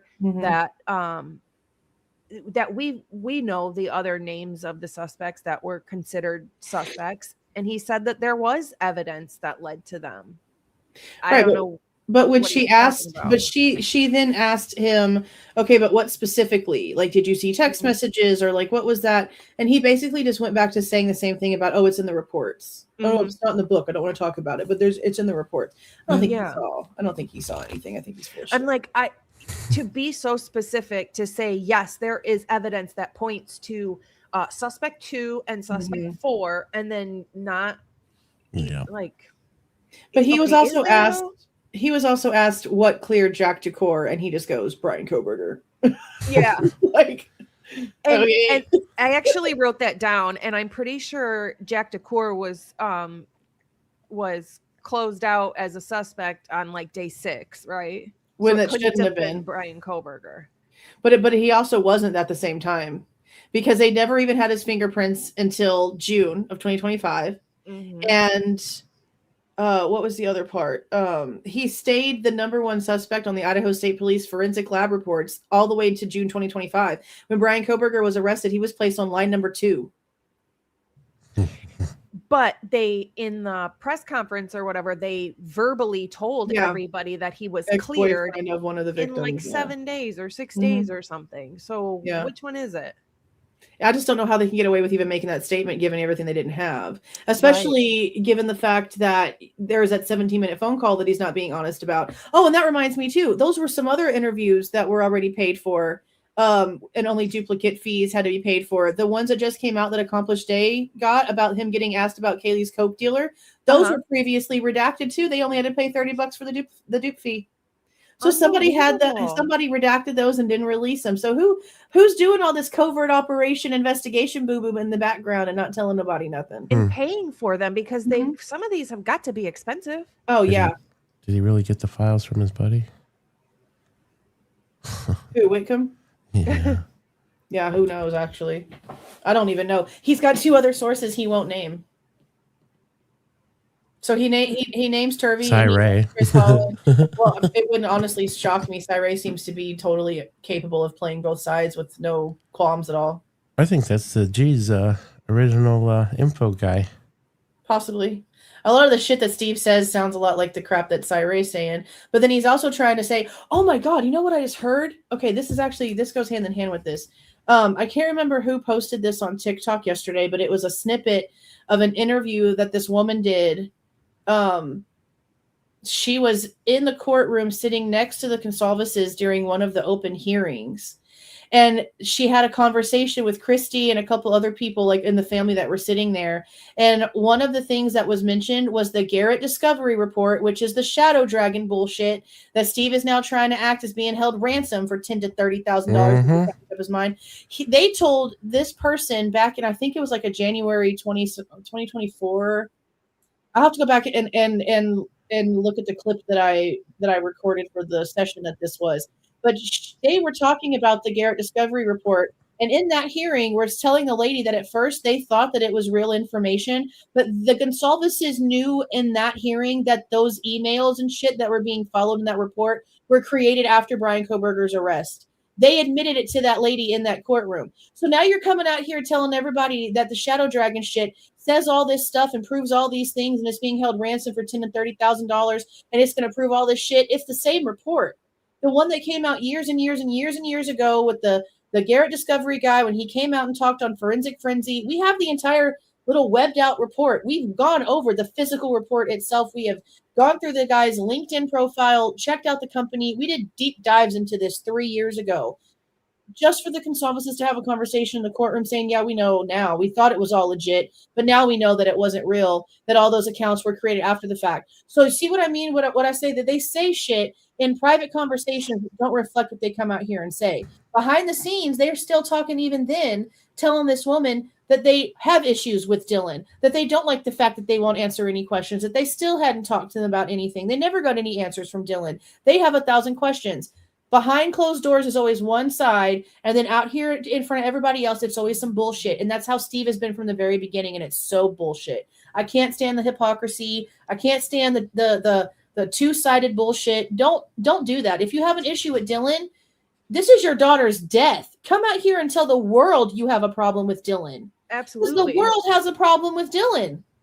Absolutely. I think people are going to turn on them for asking normal questions. And who cares? It's your daughter's death. No shit. Be pissed at me. I don't give a hot damn. This isn't about you. Exactly. Right. I don't get it. Ooh, yeah, it's like he gets this certain kind of energy that he starts fueling, and he just the vomit just the logic just goes out of his head, and he just starts talking, and it's like he's sitting there pounding his chest. It's a script. Steve G. Blah, blah, blah, blah, blah. It's all the same. For the past 4 years, it's been the same weird statements that why are you saying it that way? I always go back to how he talks about how Kaylee would have made such a great citizen to this country. Who markets their child? What the heck? Why do he says that in every other interview about how such a great citizen she would have been such a great benefit to society. I'm like, well, who markets their kid? He's all about that last name. Isn't it weird? He does say weird stuff. I also think that they post weird pictures of their underage daughters in swimming suits on vacation. I think while that's complaining kind of weird too. Yeah, they swear that Bryan was so jealous of their life and stalked them on social media, but they have half-naked pictures of all their daughters all over the place. Oh yeah, I'm aware. I've talked shit about that for a long time. I've got 99 problems. Dylan is all of them. Yeah, no shit. It stresses me the hell out. Oh, that's so funny. It's just too much. I don't understand why he can't just be honest. If you can say that to somebody in private messages, in a bench in a courtroom where you think the microphones aren't going to pick it up, then why can't you just be a real alpha and come out here and be honest about how you feel. Yep. Makes me mad. I do know that you showed earlier there are some new release or newly unsealed documents. Is there anything decent in those to talk about? We got some Othram information. So do we? yeah, actually, the profile that they're trying to tell us belongs to whatever they created here. Does not have any German heritage or Italian heritage or anything that we've been sort of told that Kohberger's family is. It's like sub-Saharan African and West Mediterranean. Yeah. I mean, isn't the last name Kohberger? Isn't that German. like German? Uh-huh. That has dates on it? Yeah, it's the Othram lab report from December 16th, 2022. Here, I'll pull it up real quick. What in the world? It's weird. Yeah, we were reading it earlier. I was like, what does this say? This does not equal what we've been told these people are. That doesn't make any damn sense. Hold on. Yeah, that's insane. There was like 4 or 5 of them. Yeah, one of them is, let's see if this is it right here. I don't know if this is it right here. No, this isn't it right here. Hold on. Yeah, I went over 2 of them. One was just about information about the computer, which was just like a report saying like what they looked at with the computer, which was kind of strange. But yeah, here, let me share this real quick so you can see, because this is weird. It's just super strange. So, hi, Summer. Thank you. Yeah, so it says Othram, December 16th. Oh, wait, hold on. Oh, I don't know how to share it from this side. Oh, I got it. Okay, yeah, there it is. Okay. So this is Othram's report from December 16th. And it talks about the admixture Eurogene. So this is where it's trying to say like where the ethnicity of the sample is basically coming from. And it says North Atlantic, Baltic, West Mediterranean, West Asian, East Mediterranean, Red Sea, South Asian, East Asian, Siberian, Amerindian, whatever that is, Oceanian, whatever let's say that word either, Northeast African, and Sub-Saharan. What is that? Where did they get this mixture from? Which one is this from? This is one of the profiles that they made from the DNA that they got from ISP. This is the DNA breakdown of what they think this is. Because see, they had like 2 DNA matches that they pulled from this information. So when it's this breakdown right here, and somebody in chat had to tell me what this means, these relationship probabilities. This means half third cousin, and this one right here would mean third cousin once removed. So the C stands for cousin and the R stands for removed. So you have to read it that way, 7th cousin once removed, like that, gosh, in order to read like the comparisons. So if you go back to Lisa Larkin's report, she mentions the 70.7 centimorgan and the 60 centimorgan comparisons in her report. This is just giving you some more information on the 2 DNA matches. And then 4 brothers are mentioned up here too. That's also these 4 blacked out names. Let's see where they at. Is it on this one or the other one? There's like 4 blacked out names right here. These are the 4 blacked out names of the brothers. Right here. But yeah, this is like really confusing to me because I mean, and honestly, I'll probably send this screenshot to Melissa and ask her a question, because this does not look like anything that we've been told from their family heritage whatsoever. No. Sub-Saharan, Northeast African, Oceanian, Amerindian, Siberian, East Asian, South Asian, Red Sea, East Mediterranean, West Asian, West Mediterranean, Baltic, and North Atlantic, and these are the percentages. So it's the majority seems to be what? North Atlantic, yeah, the red. The red is the most. Eskimos, huh? Yeah, it just seems very strange. Yeah, seems very odd. I mean, he doesn't look like he's got any sort of sub-Saharan or Northeast African or East Asian or anything like that. So I mean, I don't know. It could be such a small percentage; it doesn't matter. But look how big the pie chart is. Yeah. That doesn't make any sense. You would think you would see a large amount of like German, Italian, something like that. Yeah, you don't see. European. Yeah, these are That's weird. crazy. I don't know, but this is one of the ones that came out. And then this is also the email that was sent to Matthew Gamet to Othram regarding the 10th being the date that everything was done and over with, and directions for them to put the information into the portal that the FBI grabbed everything from. And then it shows what John Judge was able to look at in the in-camera session. And then there's some information about responses to some of the supplemental requests to discovery that the states responded to that were normally sealed, and then they unsealed them, and it's got some of the blue stuff in it. The motion and limine stuff, I think, the text message one is all repetitive. It's all the same stuff. What is this one? Is this the same one I just pulled? Yeah, so we already had this redacted report number 3, this unredacted one. We had that one already in the system. I don't know what all this is right here. There's a couple of different black boxes. Let's see. Yeah, more responses to different things. There was something I did see that I found really interesting. When it came to the Celebrite information, they said something real crazy. See, this is where it shows the iPhone extraction was in Kaylee's closet was Emma Tiger's right up here. That's so weird. That's when we first saw it. I was like, who the frick is that? I had no idea. Missing photographs. So it shows right here that it says 2,718 raw data photographs were taken by ISP services. We believe we are currently missing photos. And you see the date, the ranges of photographs. So I went through and did the math. Altogether, there's 1,692 photos missing as of whenever this report was filed. I don't know if they ever got all of them or not from wherever they were, but yeah, almost 1,700 photographs missing if you do the math in these ranges. But was this like a 2025 document? Yeah, 2/24/25 is when it was filed. So then in 2025, there was still, Yeah, 1,692 photos missing. Yeah. Isn't that crazy as shit? So Right does here. that mean then Ann Taylor didn't get those 1,700 photos either? Unless that was part of the data dump she got in June.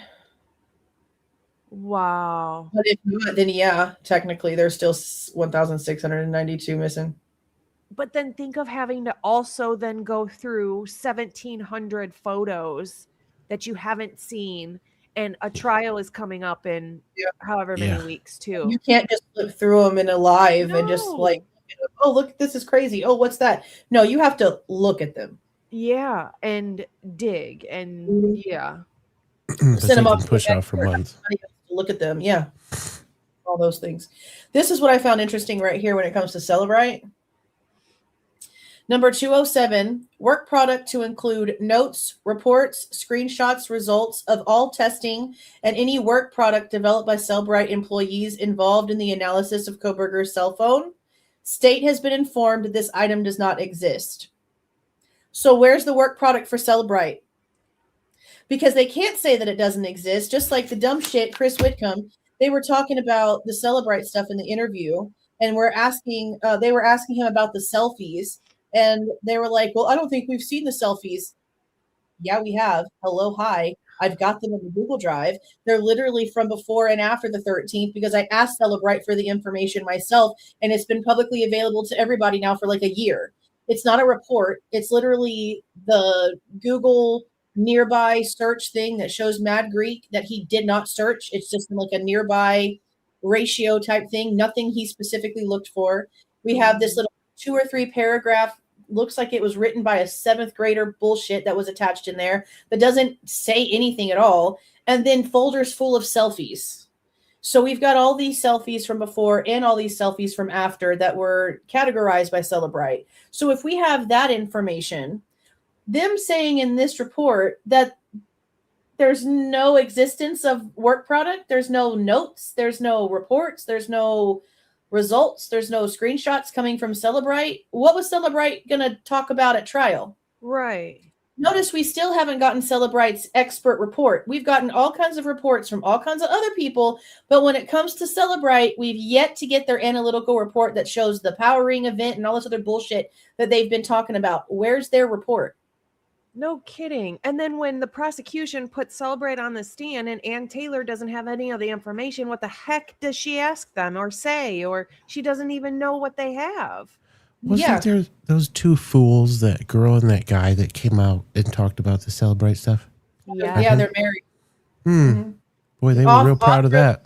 Othram is a married couple and Celebrite's a married couple, and both of them are out there hooting and hollering about some shit that they didn't even accomplish because Othram didn't do a damn thing and Celebrite didn't find nothing to do nothing with. So I don't know what the hell's going on. Oh, and that brings me to a point too, because the Barnharts, who are the Celebrite people, just came, or not recently, but came out and said, Bryan Kohberger had essay violent stuff on his phone that he searched and he was into and he was looking at, and that's what he watched. But there's been so many things that have been contradictory to that. And today, even Whitcomb said that no, he didn't see anything like that on his phone. No, the way that it was described was that there was searches, but that it was like all within a time frame, like 2 or 3 searches, all within a certain time frame. And so then I have to question: was it for class? Because what did that psychopathic freaking French lady teach? Sexual violence. What was their constant argument about? She was offended by how against sex offenders Bryan Kohberger was. So they were constantly in an argument about sex violence. He was doing a paper on her class. So if that's the only thing he looked up was in that time frame for that report, and there's not a history of him looking it up months ahead of time, that's not him looking up anything for himself. That's him looking up something for whatever the assignment was. Plus, even Cyree said, unlike what Olivia tried to say, it's not drugged and sleeping and all this other crazy stuff. What he said he saw was a conscious and violent, whatever that means. Yeah. But I focus on, this is a class he was literally taking. Absolutely. And if it's only 2 or 3 and it's in this time frame that he was writing that report, then I can't say that that's something that he was constantly looking at.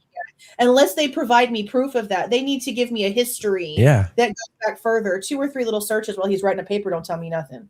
That's just something used for something for no reason. And people are running with it without thinking. They're just running. No, yeah, that was the first thing I thought of, was the classes that he was taking. And now that we have her interview, the teacher, specifically her class. And even Whitcomb said today, nope, that's not, his typical, what he normally looks up and does. 1 second, Bronx, I need to grab a bone for Bronx real quick. He's screaming at me. Give me 2 seconds. Just like the cycling of the phone and stuff too, there's been some good points, like in the area that he was in, was he really trying to power his phone off and back on to get signal? I mean, I have to do it all the time in my own office. So it's, they didn't have shit to push that. And to be honest, I didn't even really think about that, truthfully. And especially if you're like, I do it all the time. Person, it's like, and you're driving and it's dark in the middle of the night. You've lived in this town for how long? And it's like, oh shit, let me try power this down, back on. Let me try to get a signal so I can turn on my GPS because I'm lost. And then didn't they mention something about the VPN turning it on and off at the same time? I know when I turn off my phone and turn my phone back on, my VPN automatically connects when my Wi-Fi automatically connects. But that's a setting. You can go in there and change it to not auto connect. And I guess where I was going with that is sometimes I'll get weird. I'm like, man, is this damn VPN that's causing my issue right now? So I turn it off and back on. And so because sometimes websites won't load if your VPN is on, and then you turn it off and it'll load, and then you can turn your VPN on, and then it works fine after that. But the initial initiation of the website won't. I do that too. Yeah, I have to manually connect to mine, but it's the first thing I always do before I do anything. So interesting. Yeah. Oh, thank you so much for the 5 gifted memberships, Conspireling. I appreciate that. Thanks so much, guys. I can't click on the stuff myself, you guys. So if I don't see it, I promise it's I'm the not one me. who has to click on. Yeah, sorry guys. I can. I'm looking over here on this side though. I appreciate that. Thank you so much. Was there another one? Let me see. Did I miss one? The $1.99 from Sausage Biscuits. Thank you so much for that. I appreciate that too. Oh, and thank you for the $4.99, Summer Jaden. So let's see. I don't miss anything else. Sammy. Oh, thank you for the 2, Vanessa. Thank you again for the $4.99, Kim. I did put my email in the chat. I appreciate that. Thank you. And thank you for joining. I got some new members over here too. Angel Heart. Thank you so much for joining. I appreciate that, guys. And Sasha. Oh, what do you think of Whitcomb saying that Kaylee didn't live there? Oh, he's an idiot. That was my first bitch. Didn't she? That's my biggest one. She live there. Her stuff is there. Everything is there. Mm-hmm. The story that we were told is that she left to go see, I guess, stay with her aunts for just like parents' weekend because Maddie flew out to Boise to spend time with Jake. And what we were told basically at the end of everything, finally getting a little bit of context, was that some storm stopped Kaylee from coming back. And so while she was there for a few days, she decided to start looking into another vehicle because her tires were like an issue. And instead of getting just her tires changed, she was like, F it. I make big girl money now. I'm going to get me a freaking car. Can't blame her. Shit, that's the first thing I did whenever I started making good money is get a different vehicle. So she goes and she gets this one. Same way most people do, right? You ran your credit. She gave them her incomes. They showed how much she was making every month. It's in the reports when they went down there to talk, to them about all of that. But going back was where she was hesitant to go back because Kaylee's mom said she was hesitant to go back. And they fed us this story about how she was not sure if she wanted to go back that weekend or not, which doesn't make sense ever at the end of everything because the party at the Whites was not just a party at the Whites. Kaylee was helping host that party at the Whites. So how are you showing up last minute, but you're hosting a party that had been planned for a week? Yeah, that doesn't make sense. I heard recently that Kaylee's mom said, you can come here, but I don't want your hyper ass dog here. And that's why she went to her aunt's with Murphy. Yeah, the whose interview was it? One of the interviews I just went over. Yeah, that's what her friend said. What was the freaking last one we just listened to? McEntee? No. And in one of these, this whole that she went back for whatever, the whole +1 thing. And, and they supposedly just left her in what we've heard in some of these recent interviews, right? What do you mean? No, they went to that party on Friday. I mean, they went to the formal on Friday, but they were there for like 45 minutes. That's the thing with the formals. They made a big deal about Kaylee being Dylan's +1 at that formal. They're there for less than an hour. Then we have the whole hunga dunga thing with Ethan being Maisie's date, and then he's there for less than an hour. But that's apparently where this conversation happened between him and Pete about Xana and how difficult it is and blah blah blah.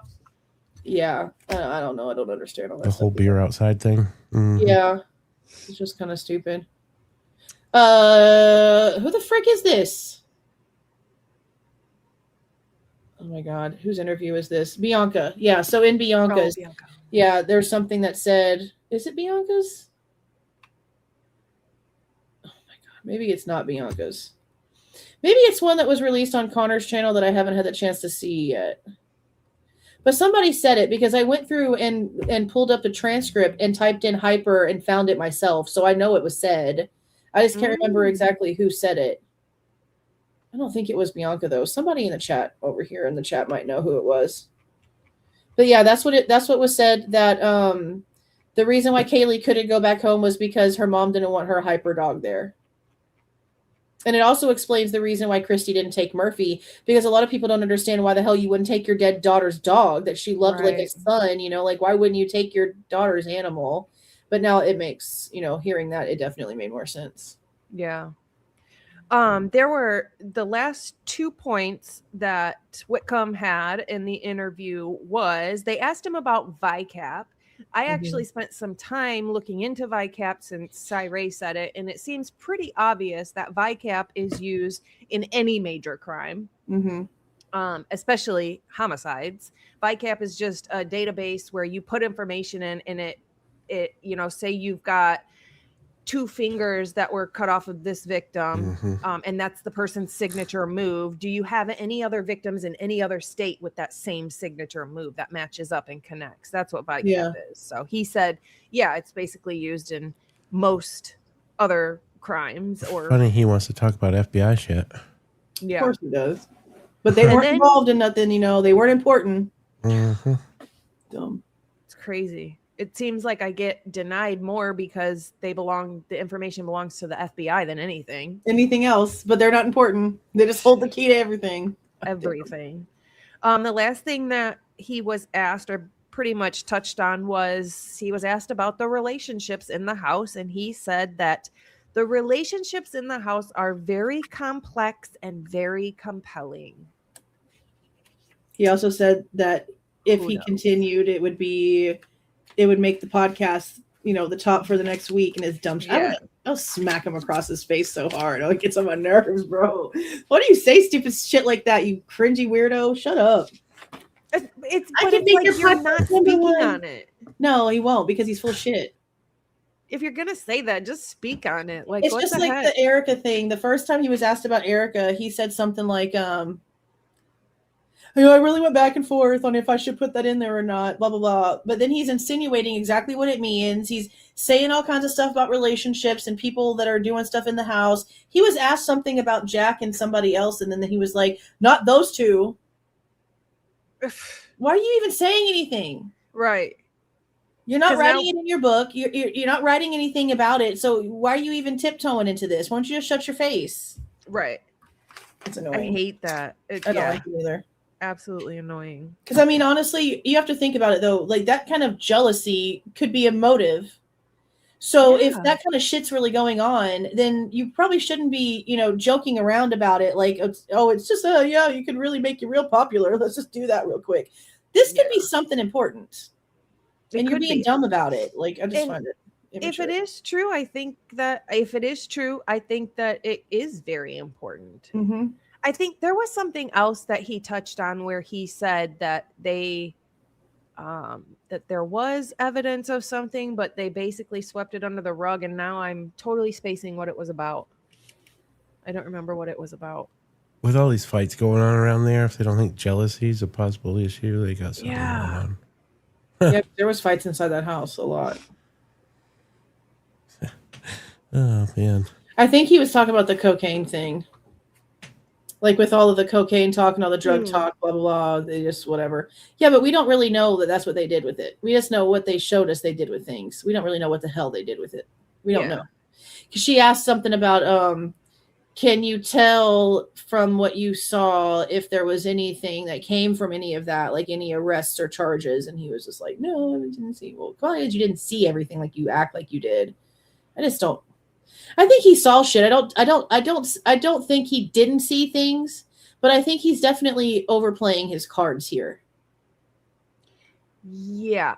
The whole time frame it took for him to not only go through every document and read everything, every picture, every ounce of this case, but then also write a book. There's no way you could do all that in 9 months. No way. Do it. Not with everything he's claiming, because like in the back of the book he's like saying his wife helped him with research and with editing, and then he has this publisher's team and everybody over at the publisher's place and blah blah blah whatever. And I'm like, so all of these people, and y'all didn't catch all these 18,000 mistakes I just caught? These eyeballs? Makes you wonder all these other highlight points in his career. Who did he help him get to those, huh? Because it don't seem like he did this all himself, huh? Yeah. What a putz. No, and I know that I don't really know a lot about the Springfield case, but I know that Amber Vance does. And she said she's going to be taking his book and dissecting the shit out of it the same way she did Broken Plea, because now she sees who he is. Good. So she's like, I know that case. He's not going to get away with it in this book either. I'm getting it as soon as it's out. Good. So it'll be good to see her dissect it. I'm sure I followed that case back in the day. I followed that case, so I'm super rusty on it, but I would tune into her doing that just to see the differences. Yeah, because that's the first thing she said. She's like, I've been obsessed with that case forever. I don't trust him. Now I'm gonna go in and see what he says. So we'll see. And it's gonna be really interesting if that book is like hella accurate and this one's bullshit, because that's gonna tell you exactly what happened here. Absolutely. We'll see what happens. Absolutely. All right, my dog needs to be walked. Do you guys have any other last remaining pieces of info or things in the interview you want to talk about? I mean, no, not really. He's just stupid, and it was no reason for this. It was just I don't know what the point was. Yeah. On either side, 100%. Yeah, I mean, nothing important, nothing. They let him speak a bunch of lies. They didn't. I just don't know what the point was. It truly felt like the same interview, just literally over The same again. thing. Yeah. Same exact. Let's keep to the book. What I wrote in the book, everything in the book. Yeah, nothing. Yeah. Yeah. Just something else for us to bitch about. Yeah, no shit. And for those of us who couldn't get past chapter 3 because the stuff didn't add up or make sense, I can't refer to the book because I don't want to open it again. I think how much I have left, because I'm doing the chapter reviews. Yeah. That I'm not finished. I was going to ask you where you're at with it. I haven't even finished reading the damn thing. We still have chapter 14 and 15 to do, which is honestly sort of about the same as the James Patterson one. So I was doing the same thing with the James Patterson book, and I got to the last section and like some other stuff in the case started happening, and that one got pushed off to the side. I still ain't finished that damn book. It's just sitting there. When they're inaccurate and bullshit, I have no motivation. It would take me 5 minutes to open that damn book and finish it. I don't want to. Well, you better hope Bloom don't come out with something. Oh, It's gonna be a stack. I would enjoy going over Howie Blue Blum's whatever shit, because he's entertaining, at least with his I'm dumb surprised. shit. Oh, there's not another Daily Mail article or something out there. I'm surprised he hasn't done another one. No doubt. I know he's been talking over on Megyn Kelly, because he always goes to Megyn Kelly. So annoying. They get together, they get on my nerves. Major. Yeah. She almost looks like his daughter. I mean, they don't not look alike. They both have they very much cheekbones are similar. Yeah. I bought it and never opened it. Oh my goodness. No, somebody else did too. Somebody sent me sent the channel PO box their copy of the book, because I'm giving away mine with all the notes in it, and hers has nothing in it. She's like, I maybe opened it to see what it looked like on the inside and never touched it again. I was like, I'll give that one away too. Nobody wants this damn thing. Ugh. Trash ass book, annoying as hell. All right, thank you guys for joining us. Thank you everybody in chat. Thank you for all of the gifteds and support to each channel that you are here watching. We appreciate all of you guys. Do you guys have anything else? Yes, ma'am. Thanks for the last minute. Yes.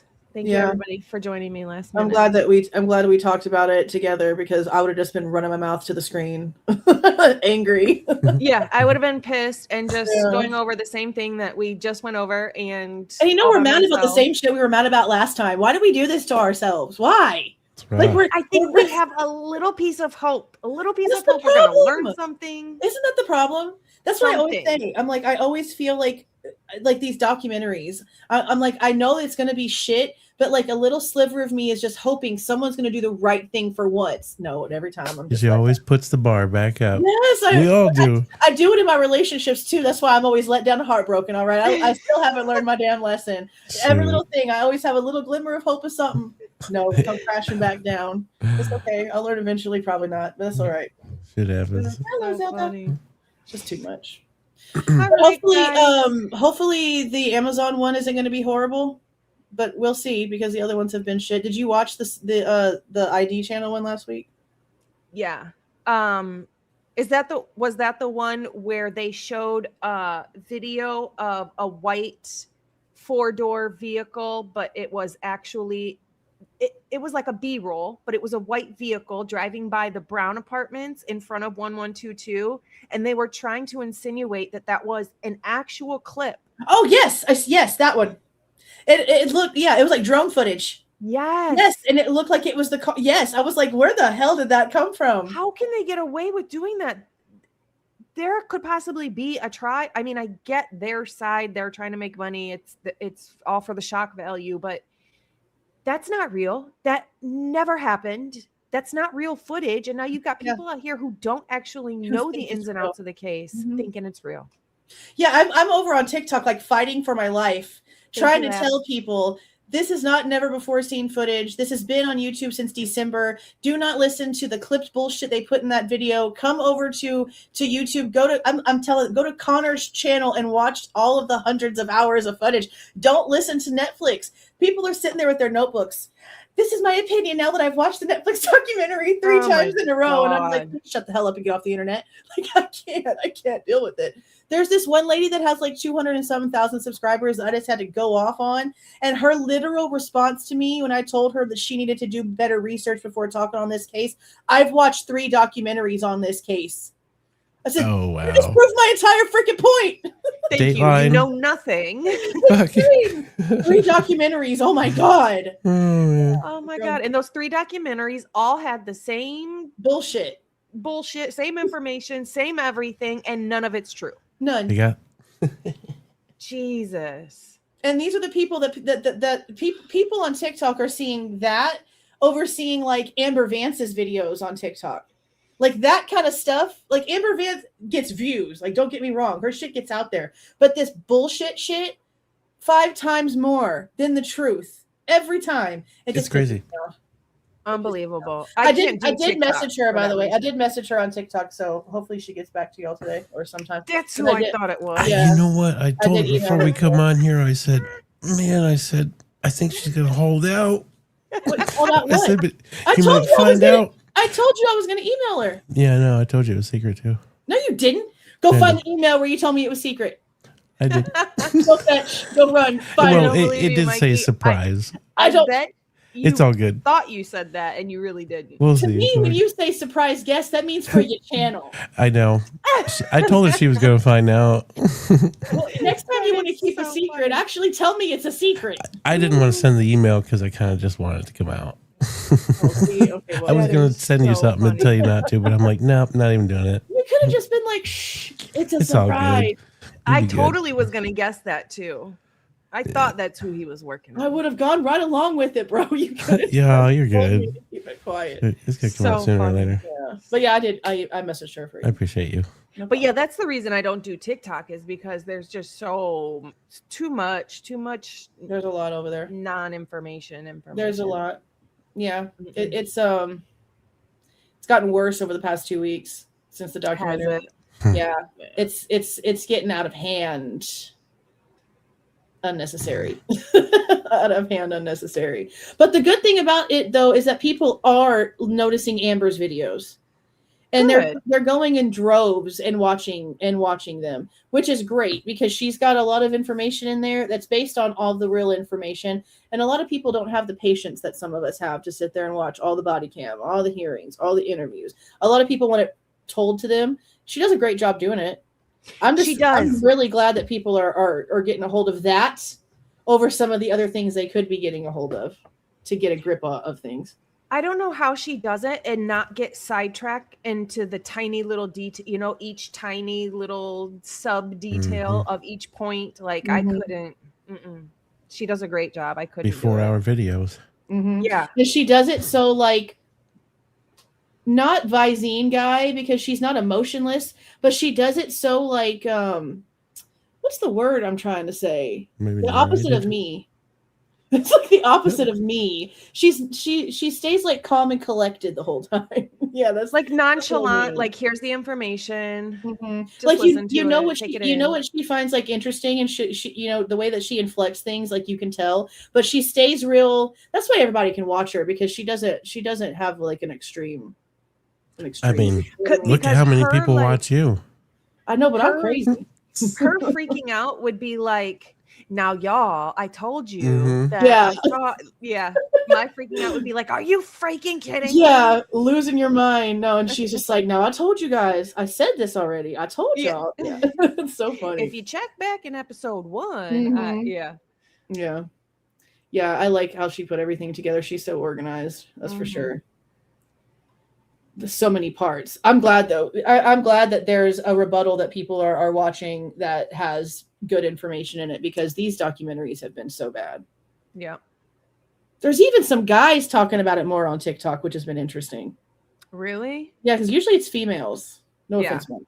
But usually it's good. chicks. It's usually women that talk about true crime stuff over on TikTok. And it's been like men. Like, you know how Mike looks like a man? Like They're a like, lumberjack man. yeah, like That's scary. men are talking about this case, which is interesting because I'm like, damn, we reached a new audience. It's just, Hey, that's kind of don't cool. hang on to it too long. yeah, it's been fleeting probably. But it was interesting to say the least. The last couple of weeks have been crazy. But yeah, I'm glad we talked about the interview because that was some poop. Yeah. I would have just been screaming at the camera by myself. So Yeah. thank you so much for joining me, both of you. I appreciate it. Thanks for having Yes, ma'am. us. Thank you. Yeah. All right. I'm going to play the intro and take us all down. And so thank you, everybody. Thank you, everybody who donated, who hung out with us tonight. We appreciate you. And we are all going to go to sleep. I'll play you our outro and we are going to say goodnight. Bye, guys. So have a good night, guys. I appreciate all of you. Let me find my outro real quick.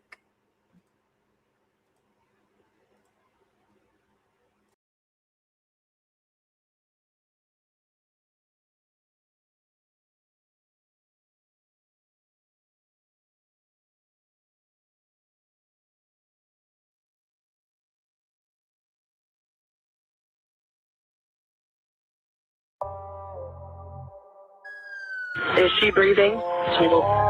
Hello? Is she breathing? No. Who let the dogs out?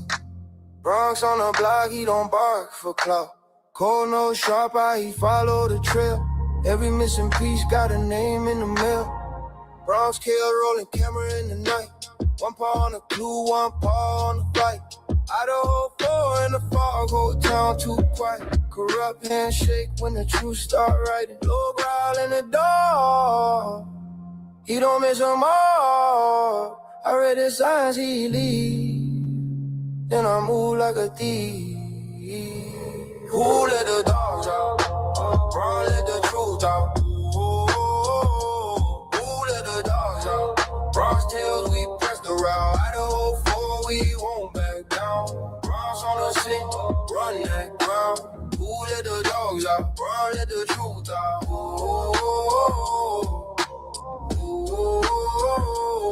No bad shine, just a hard stare. Street by street, he was already there. All white clues in a busted up case. Rumors get loud, but they don't hold weight. I keep it real for the ones still hurt. Turn the fake talk into witness work. Every dirty secret got a loose and now. And Bronx bites down when the lies act proud. Low growl in the door, he don't miss them all. I read the signs he leave, then I move like a thief. Who let the dogs out? Run, let the truth out. Who let the dogs out? BronxTails, we press the route. Idaho 4, we won't back down. Bronx on the scent, run that ground. Who let the dogs out? Bronx, let the truth out. No sleep, no peace, just a restless run. Under that moon, what's done is done. Bronx in the alley, I'm close behind. One last turn and we expose the lie. Who let the dogs out? Bronx, let the truth out. Who let the dogs out? BronxTails, we press the route. Idaho 4, we won't back down. Bronx on the scent, run that ground. Who let the dogs out? Bronx, let the truth out.